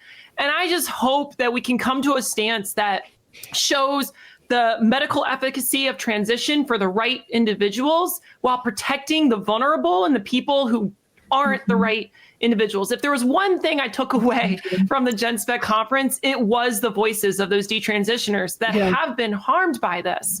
And it's like, we got to pay attention to them, and we got to understand the limits of gender care at all, and just understand that we got to be balanced and nuanced in how we approach this and be data driven. And that's something I've always personally appreciated with your platform, because I do see you really diving in to the data as opposed to the ideology. So speaking of science, I wanted to give you an option. My husband has a PhD in bacterial genetics and spent, I believe, over 25 years working in drug development. And we thought it would be fun to make sure we're ending the show with some good vibes to have him come in and give you a little bit of a game show. So are you up for that at all? Oh, God. Am I going to be quizzed on biology right now? On biology. I've been out of the field for a little while, but let's do it. Hopefully they're more evolution oriented. Oh God. Hi there. Hi. It's being sprung on here. Hi, Dr. Wright. Hi. My name is Dr. Frank Wu. I'm Brianna's husband, and I would like to say hello to you, scientists to scientists. So as Brianna mentioned, I have a PhD in molecular biology. You have a PhD in social insects and arthropods, which I find fascinating. And sometime we should just sit down and just talk about that stuff, because that's awesome. Yeah. I love talking about that stuff. I never get to anymore. So I'm writing a science fiction, a military science fiction novel about humans versus a society of killer space centipedes. So, social arthropods is anyway, we're off topic. Anyway, so your PhD is from UC Santa Barbara. Go Gauchos. Mine is from University of Wisconsin. Go Badgers. We have a bye week this week. And if you are game to be in a little game, I would like to invite you to a brand new segment of Dollcast. I would like to call Science Blinded by Science. I'm down. Do you see what I have to deal with all the time? This is what you deal with off camera. I regret transition entirely. I take it all back. I have no idea what happened in the show before I showed up. I assume this is like a... Yes. I'm just continuing the happy, joyful energy. Yeah, no. Yeah. So, actually, Skylar, if you would like to be volunteered to be scorekeeper, it'll be really easy. I will ask progressively harder questions. Okay. And as Dr. Wright answers them, he will get progressively more and more points, and thereby glory and honor. All right, question number 1. Proteins include enzymes. 80% of muscles are muscle mass is protein. Proteins are made of amino acids. Question number 1 for Dr. Wright. Okay. What is the amino acid represented by the single letter abbreviation R? And if you need a hint, I can give it to you. R. Amino acid R. The pirate acid. I don't know. It is. I'm asking about arginine. Arginine. Yes! Oh my God! There we go. Are you sure? That is right. Yes. 20 points. 20 points for question number 1. 20 out of 20. Excellent. Good job. Okay. Question number 2. What is the central dogma of molecular biology? Well, that's the link between, let's see, that you got. So yeah. No, I know that it's that all the selection is based on like random mutation creating different types of proteins, and that can basically explain like all the evolutionary. It's the link between the genetics creating proteins that get selected for. This basically is that sort of the central dogma. If I had asked the question, what is genetic evolution, I would have given you 20 points. But I actually the central dogma, which is a little different. I don't know if I can formally put it. Yep. Okay, so let me ask you this. What is the relationship between DNA, RNA, and protein? Go. So DNA, it creates the RNA, so it binds with it, and then the RNA then goes out and makes the proteins. There you go. Through the ribosome. That's exactly it. DNA makes DNA. Okay. So that's the central dogma is DNA to RNA to protein. Yes, exactly. Okay, gotcha. So let's give him. I've been out of it for a little while. No, I'm cheering for you, Colin. I used to teach this to my We're students. rooting for you. Dollcast wants you to pull this out. Come on. Yeah. He's the molecular biologist here, so he spends his time. I spend my time poking ants and bees and wasps. Okay, well, okay, so let me give you like 12 points out of like whatever for that second question.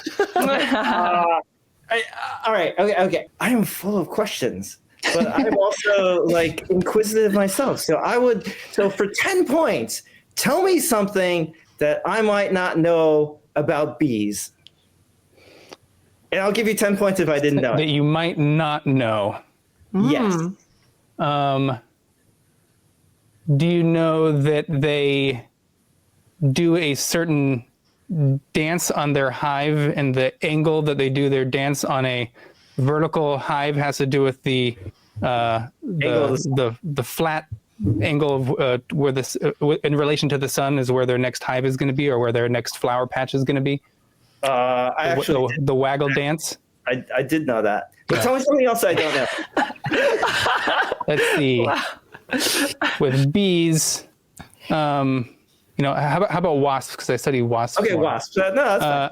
Yeah. Do you know that wasp queens, their personality is related to the personality of their entire hive? Like you can predict the way a hive behaves at a group level. That's so based cool. on the personality of the founding queen who founds it early on in the year. Like what kind of? Because I know like one of your papers is on like the personality of like groups of organisms as opposed to like individual, which I thought was really interesting. Yeah. So what do you mean by the personality of wasps? Yeah, tell us more about that. So this is actually what part of my PhD specifically was on spiders, but I was doing like 2 PhDs side by side, and so to whichever one was best was going to be my dissertation. So mine was on. I did a lot of research on paper wasps, the solitary paper wasp that starts out with a single queen. It's a Polistes metricus. It's a paper wasp, and basically you can predict the behavior of the entire colony that comes out months later that she founds by just knowing the behavior of the founding queen. And not only that, you can find out how the colony is likely to survive in nature based on the colony's personality. So queens that are really bold and stay on their nests for long and defend their nests give rise to colonies that actually are less likely to attack intruders. The workers are less likely to fly off, but queens that are more likely to fly away when you're prodding them and antagonizing them are more likely to give rise to nests that have workers that will fly and swarm quickly at you when you pester them. And then colony survival is related to both queen, how bold they are, and also how large the queens are. So, no analogies there to anything we've discussed today. That was one of my big discoveries, I guess, when I was a real working scientist. So that is something that I had no. So is there a way, theoretically, that someone could take that knowledge to make some kind of chemical or something to control wasp populations in like my house, sting me and go like just like do their wasp thing without like over there without like bothering me? It'd be, that was the worst part about writing grants, is because there wasn't a whole lot of like practical application for my research. It was just like, I thought it was really, really cool. And I would always I made up all sorts of practical applications. I would always try to make, I would always try to make some link to like colony collapse in bees, and if personalities occur in these wasps, and maybe the same things occur in bees, and then somehow with that knowledge we can protect the bees, or I would always say that in my grants. But at the end of the day, I just wanted to play with wasps and stuff. So. Okay, Colin. Right, so go ahead, Taffy. Wait, no, I have a question. What's the chance that we can breed wasp queens to make like really friendly ones that create hives of like wasps that could be our pets? Oh my God! You could probably select for the docile wasps. I think there is a genetic component because their workers have inherit their personalities. So, I guess there were some experimentals we wanted to follow up. I never got a chance to because I left academia. But I want to do these queen swap tests where like before the workers emerge, you put a different queen on the colony because the workers will work for whatever queen is there, and if they behave. See if the workers behave as though you predict based on their natal queen versus the replacement queen. So I never got to tease apart actually the genetic versus environmental factors. Interesting. That could be someone else's dissertation. If I had grad students, I'd giving out free ideas. And then whether the wasp give like an initial signal that sets everything in motion, or whether they give continuous biochemical signals. We'd have to find out. Whatever.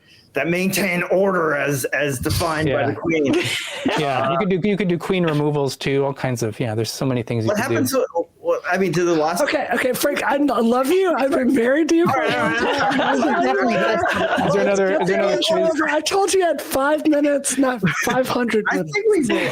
Look, I'm gonna give him an extra 15 points for that because that was just fascinating. So how many points is that, Skylar? Oh gosh, let me sum that up. Have we been keeping track? I have 12, 57 points. 57, a brand new record. Hell yes. For our segment, Science. Blinded by Science, which is all about the joy and wonder and diversity and exceptions to rules and like all sorts of like complications that you wouldn't expect in science and biology. I hope you guys have other scientists on so I can see how I measure up there. I've never seen 57 before. That's amazing. It's a truly astounding amount of points. So anyway, so that was fun. So thank you. Thank you. Thank you, everyone. I like that you. So I just want to note this. I love that Frank positioned his camera so you see his saber-tooth tiger, his tank, his Sky Striker, and his Lego version of what is that? The Lego. Giga Horse. The Lego version of the Giga Horse, which I built myself. From scratch. So I'm very good job, Frank. Proud of that. That's awesome. And then above on top, we can see Woolando, which is our little Lego city. And well, I wanted an interesting zoom back. Anyway, thank you everybody for having me. Thank you, Dr. Wright. Thank you so much. I'm going to get dunked on by people for flubbing the central dog. We'll edit all the ones you missed out. Yeah, exactly. And again, science is full of wonder, complications, exceptions, and glory and funness. So anyway, peace. Bye, Frank. Thanks, Frank. You have a very entertaining home life. You must. He's crazy. He's quite wild. a character. Luckily, He's willing to marry a trans woman, so you can see the adventurous spirit that led to that. Definitely. Yeah. Isn't he? Yeah. I love him. I think he's good. He's fun. Thank you, Colin. Yeah, Thank you, Colin, for coming on. So, yeah. No, this was a lot of fun. I'm glad to be here.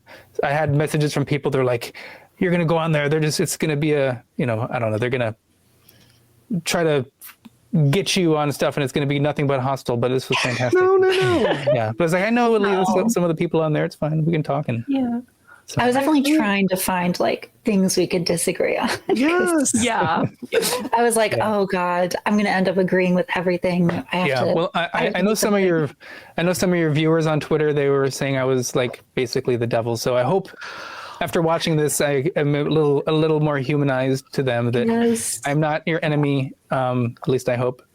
So, I can say this. Look, you've always gendered me correctly. You've been totally nice to me in back channel. I don't think you're the enemy. I think we share an assessment on the dangers of what I think you call woke ideology. 100% like it's not serving anyone.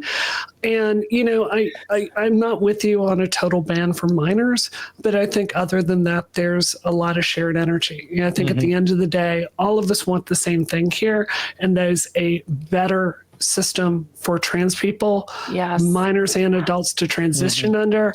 I think all of us agree this highly politicized system is serving no one. Yeah, and I think all of your voices are incredibly important here. More so than mine, because people don't listen to me because I'm just I don't think that's true. Cis, white, whatever person who studied bugs. Gosh. Yeah, I think we need you on our side. Yeah, we need you too. It's all team effort. Supplemental. Okay.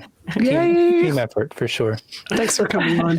Yeah, thanks for having me. This was a lot of fun. Thank you. Should we move on to topic 3? I feel like we have a lot to go through here. So, okay. All right. So that was great. Now let's move on to. I did. I'm going to do it again. Look at that. Pretty. All right. Wow, what a great interview that we definitely just had chronologically. We did not have to edit all these things in different order. Not at all. Wonderful. All right. So now let's move on to our final topic today.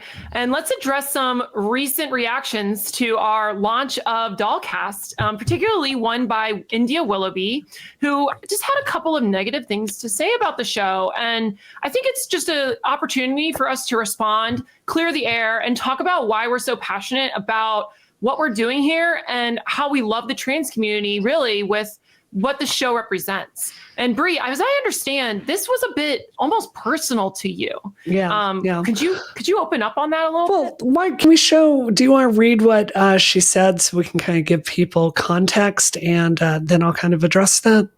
That is a great suggestion. Yeah. So India had this comment, and she put out a post about it, and I'm going to read it right now. She says, "I used to be like this. I didn't know any LGBT people before publicly coming out. And then I suddenly got swamped by LGBT orgs and charities because of all the media attention, telling me what to say, who to support, what to do, etc., which I resented. I didn't want to be a part of a community. I had just broken free and I was an individual. I transitioned because I was a woman and just wanted to fit in. So I lashed back at LGBT. I remember Piers Morgan telling me that I was a role model for doing so. And for a time, you get drunk on things like that. But then, as I found my feet and opened my eyes, I realized what these people liked wasn't me. They liked the fact I was attacking and taking the Mickey out of my own. This gang of 4 needs to grow up." Wow, that's some bullshit if I've ever heard it. That's my first time hearing it. I didn't even see that. The fact that like she, if anything, I was a pick me like 3 months before we started this podcast when I was like on my Trump right wing bullshit. Like the last thing this is like a pick me attitude. This is us standing up for our rights because of like all the shit that's being taken from us clearly, which is why Trump just won presidency and why we're like freaking out about having to like stack our hormones so we don't like die or be forced to like revert. Like I if anything, that's the most pick me fucking post I've ever heard in my life. She's just being a pick me of the other side. That's right. It's a pick me for the fringe. Yeah. I don't know. I have like a hard time because I don't want to be like too mean about this, but I absolutely feel like the only way you could come back with this position on Dollcast is to have not actually listened to it at all. Because I totally agree. Like my entire goal going into this was to avoid being a pick-me and to make like, you know, amends or to move towards the more trans positive position. Like the first topic that I ever suggested on Dollcast was, what do you love about the trans community? And I have felt like so disappointed in, you know, the gender critical people and the TERFs. And I totally just want to be able to like advocate for trans people in a way that is honest, but not like, you know, feeding into these like TERFy talking points. And so it's like really frustrating to me to see this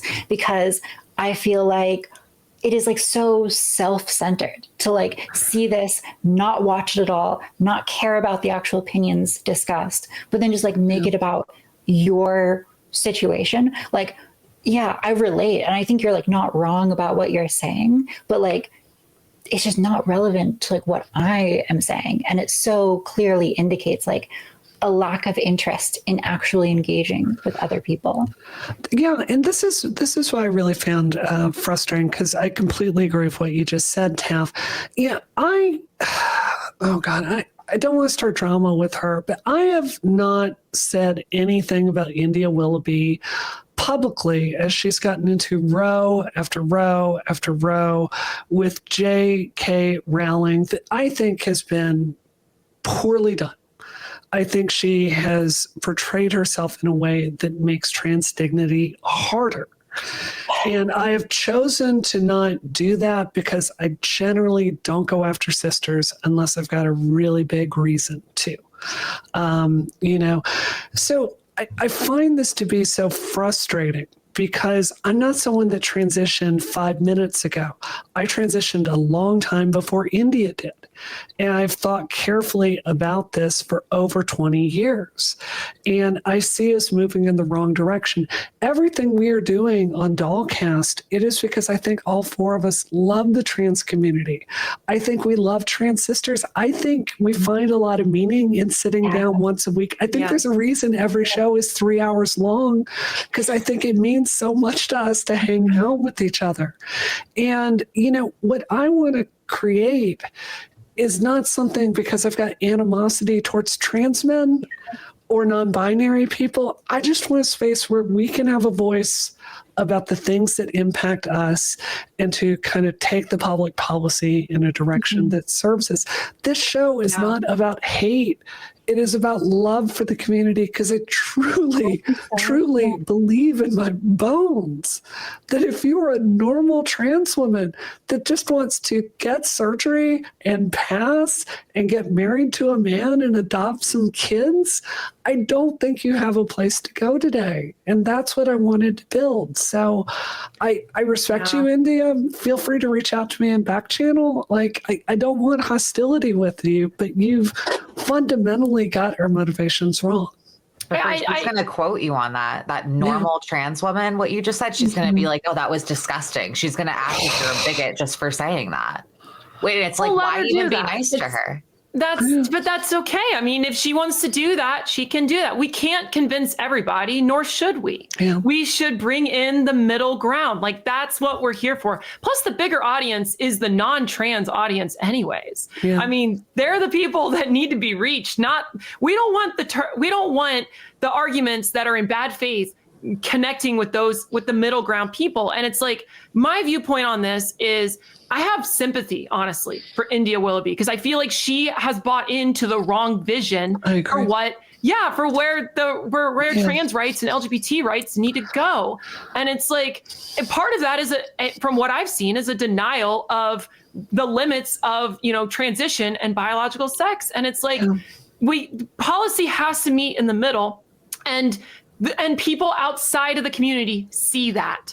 And that's where I think, that's where, we got to bring it all in together. And the whole thing about the pick me criticism, please, everyone is a pick me for someone. It's like, there is no such thing. Pick me is in my view, the fabricated attack on someone actually standing for something. Yeah. And it's because we care is why we're here. That's why, someone calling me a pick me honestly doesn't faze me. I want to listen to the meat of why they think I'm a pick me. That interests me. I'll look into that. But just the words of just that superficial argument of, oh, they're a pick me. It's like, nice try at just trying to dismiss me. The people that are open will listen anyways. And well, that's what no, sorry, go ahead. No, Tap, no, go ahead, Tap, because I know you have a maybe. We're trying to jump in over each other more often. It's one of our main goals. I guess I would say that I have been a pick-me, right? And that's the hard truth. And I feel like a lot of my first steps, my first forays into political discussions were dominated by a desire to sort of be liked. And I feel like when I read India's tweet, I resonate with that, right? I resonate so strongly with her experience of having people who maybe would be a threat to trans rights or a trans activism coming to her and being like, wow, you're doing a really good job. I like you. That feels really good. And that can be intoxicating. And I, like India, also had the experience of realizing at some point, ultimately, I can get lots of adulation and praise by these people. But in order to do that, I have to deny some part of myself. And I have to allow myself to be used and tokenized. I realized that. And that's why I started Dollcast.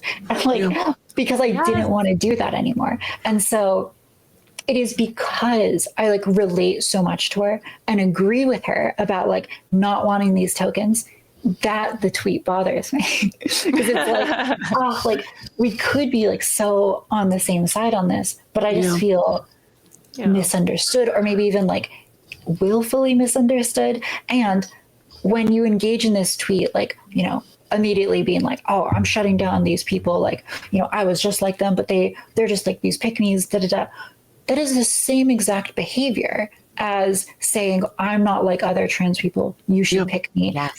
I'm one of the good ones. It's the same kind of attention grabbing, throwing other people under the bus without really considering their perspective that I've tried so hard to get away from. So I just find the whole thing so deeply ironic. It's frustrating. Well, no, I was just saying you're right. It is ironic because it's the most, like I said, it's the most pick me thing I've ever heard. It's just her trying to get the liberals, the extremists, the non-binary crowd all on her side.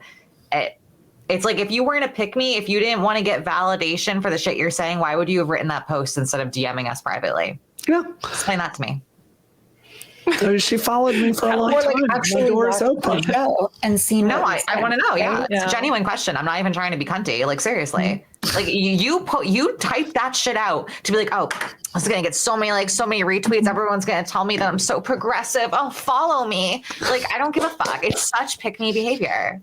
Yeah, because if she actually cared, she would have watched the actual show and seen what we actually had to say, and how in that very segment, I'm yeah, I actually have no problem with non-binary people, and I'm coming at it from a different side than Brianna, where I used to be more conservative, and now I feel I really need to defend trans rights, and I need to draw a line in the sand that respects trans people and also, doesn't give cover for the most insane opinions in the community. That's always been the needle that I'm trying to thread.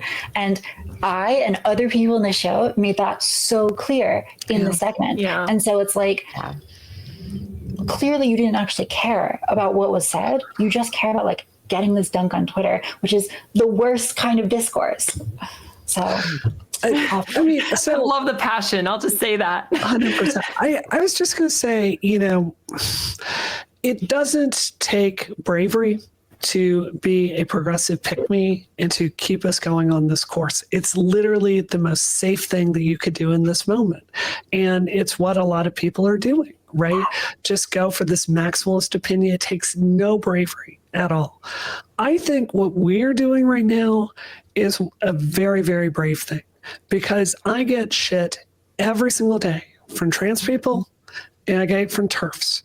And it's because I really love my sisters enough that I'm trying to chart a course for us where we're going to be able to keep our rights. And I'm sorry to be spicy to India, but you made a very famous public comment saying you considered yourself more of a woman than a cis woman.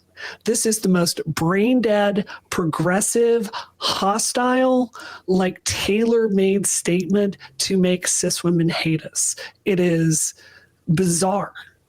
And this is the kind of reflexive, stupid politics that are driven by ego, and it just does nothing to help us. We need calmer heads to prevail. We need people that are more thoughtful. And something I think is really important in this moment, if we can't sit down and understand, I don't agree with you on everything, but we are sisters and let's stick together, at least for the next 4 years. I genuinely don't know what situation would call for that. Something I feel like I already have learned from Taff in this whole thing, because I'm pretty new to the online space. I mean, honestly, Dollcast is one of the first things I've ever tried online. Is the element that defines pick me for me in any real sense is the portrayal of your own values at the expense of being liked. And that, when Taff shared that, it resonated so much with me. It's I need to figure out what my values are so I'm not betraying myself. And it's that whole, and that's always an evolving process. I think, and that kind of comes back to where Kelly joining the show has really showed me a lot, because I see Kelly constantly trying to evolve and learn and for lack of better words, do better, but just understand the positions and not just, necessarily fall back into what is comfortable for her. And it's I love that from everyone here. And of course, Bree is always there to catch all of us. So it's the whole team here is just wonderful. And it's inspiring to see where this can go. I feel I don't know how y'all feel. I feel like I have learned stuff from you and your perspectives that have changed my mind on some things. I used to hold the position that the trans community would be fine if we just transitioned people earlier. This show has shaken my delusions on that. I do not believe that's the case. And I think that's the value of real conversations with each other. So we can learn. This is such a weird, unusual experience to go through. And I just think if sisters can't really be honest with each other without these fringe politics forcing us to say stuff we don't think, I don't know how, I don't know what the point of transition is. Isn't it for us to all find out what's true inside of us and where we need to go? We need a more honest conversation. It used to be. I don't know if it is anymore. What do you mean by that?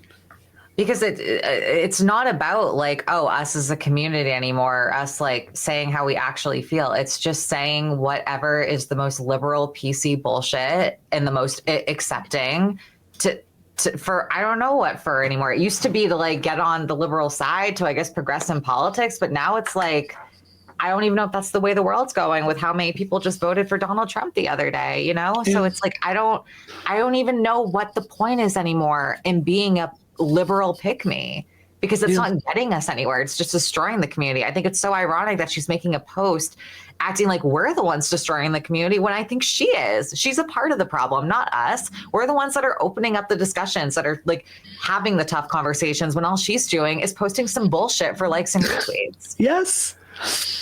And I think that another thing to kind of help maybe dampen the outrage here, because it is easy to kind of view that from that perspective. I think I always remember how hard it is to come to grips with yourself being trans. And I think, and I don't know, maybe maybe she has some unresolved parts of that going on for her. Cause like that kind of is what that, like that tweet you referenced, Brie, like that is what that reads to me. Like part of transition is accepting your biological sex and moving on. Like that is ironically how that needs to go. And it's like, I don't know if that's happened there. And so if that critical piece isn't there, there's going to be a lot of other collateral things and a lot of, you know, I don't know, bad negative outcomes out of it. And so I don't want to be too negative. That's the and I think I will also try to say something nice. India had a hit, I'm sure she's done many like this, where it was on the BBC, and obviously, Turf Island, the programming there tends to be transphobic. And, she went on this news program and spent an hour dealing with tremendously hostile questions from both the audience and the hosts. In a way, like as someone who also does that professionally, I came away really deeply impressed. So I do think India at her best is a really good advocate. So, this is a bigger problem. My strategy with everything does not need to be your strategy. A really good example, Aaron Reed. I got into a tiff with a reporter yesterday talking about the Leela Alcorn story a decade ago, and we were getting into it, and I'm saying, I personally don't think you can trust mainstream media to tell our stories, like a story about suicide. And, I was thinking as I was writing that, Aaron Reed, I have a ton of issues with the way Aaron Reed frames certain things, but she does not have to mirror my opinion for me to think directionally she's out there telling trans stories and putting information out there that's just not going to be covered any other way. So I don't go after Aaron Reed publicly, right? And I don't know where this insecurity inside of ourselves comes from, that if a trans woman is doing something differently, we gotta shut her down. I don't think that's very helpful, actually. Agree. Yeah. We need to be more connected, not divided. Yeah. That's the goal.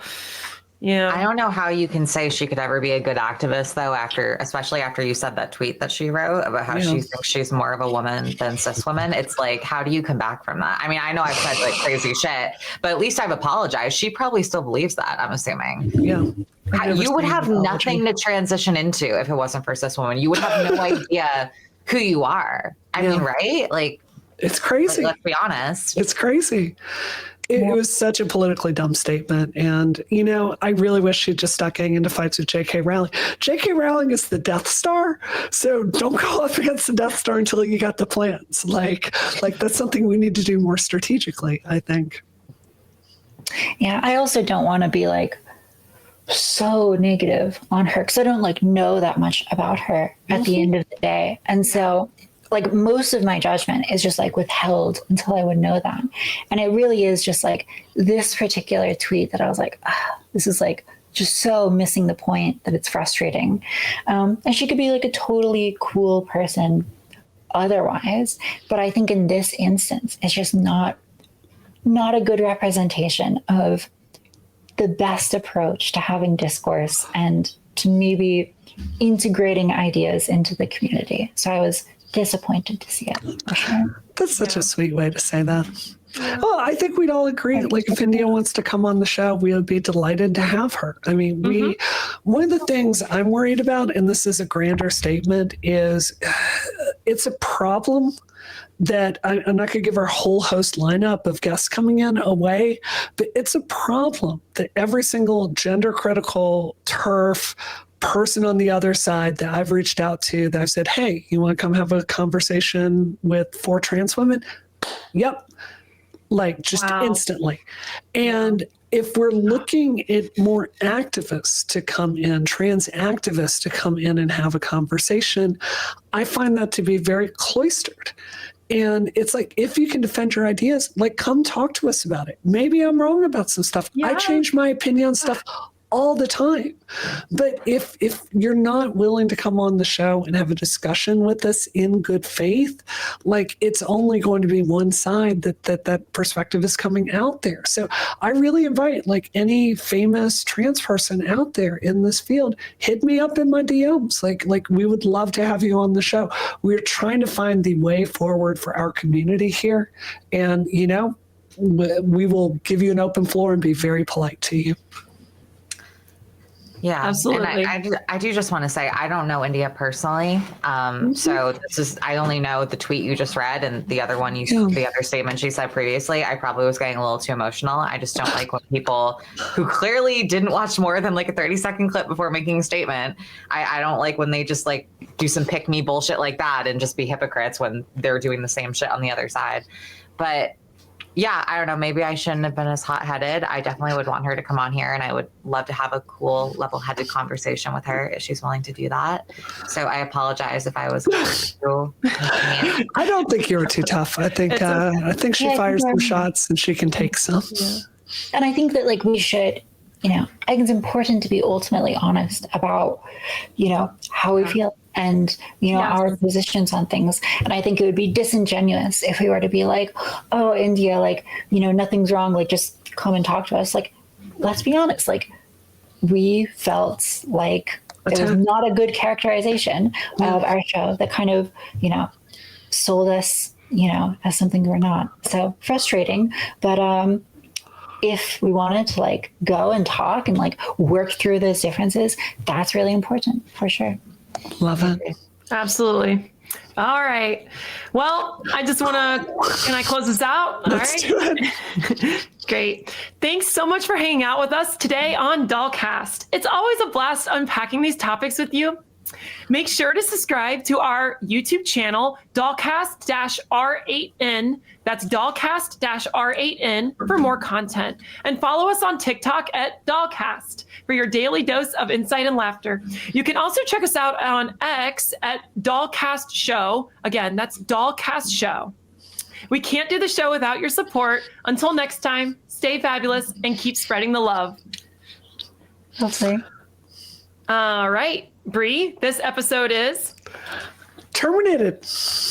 Taff, this episode is terminated. And Kelly, this episode is terminated. You heard it, folks. This episode is terminated. Thank you for tuning in. Ooh.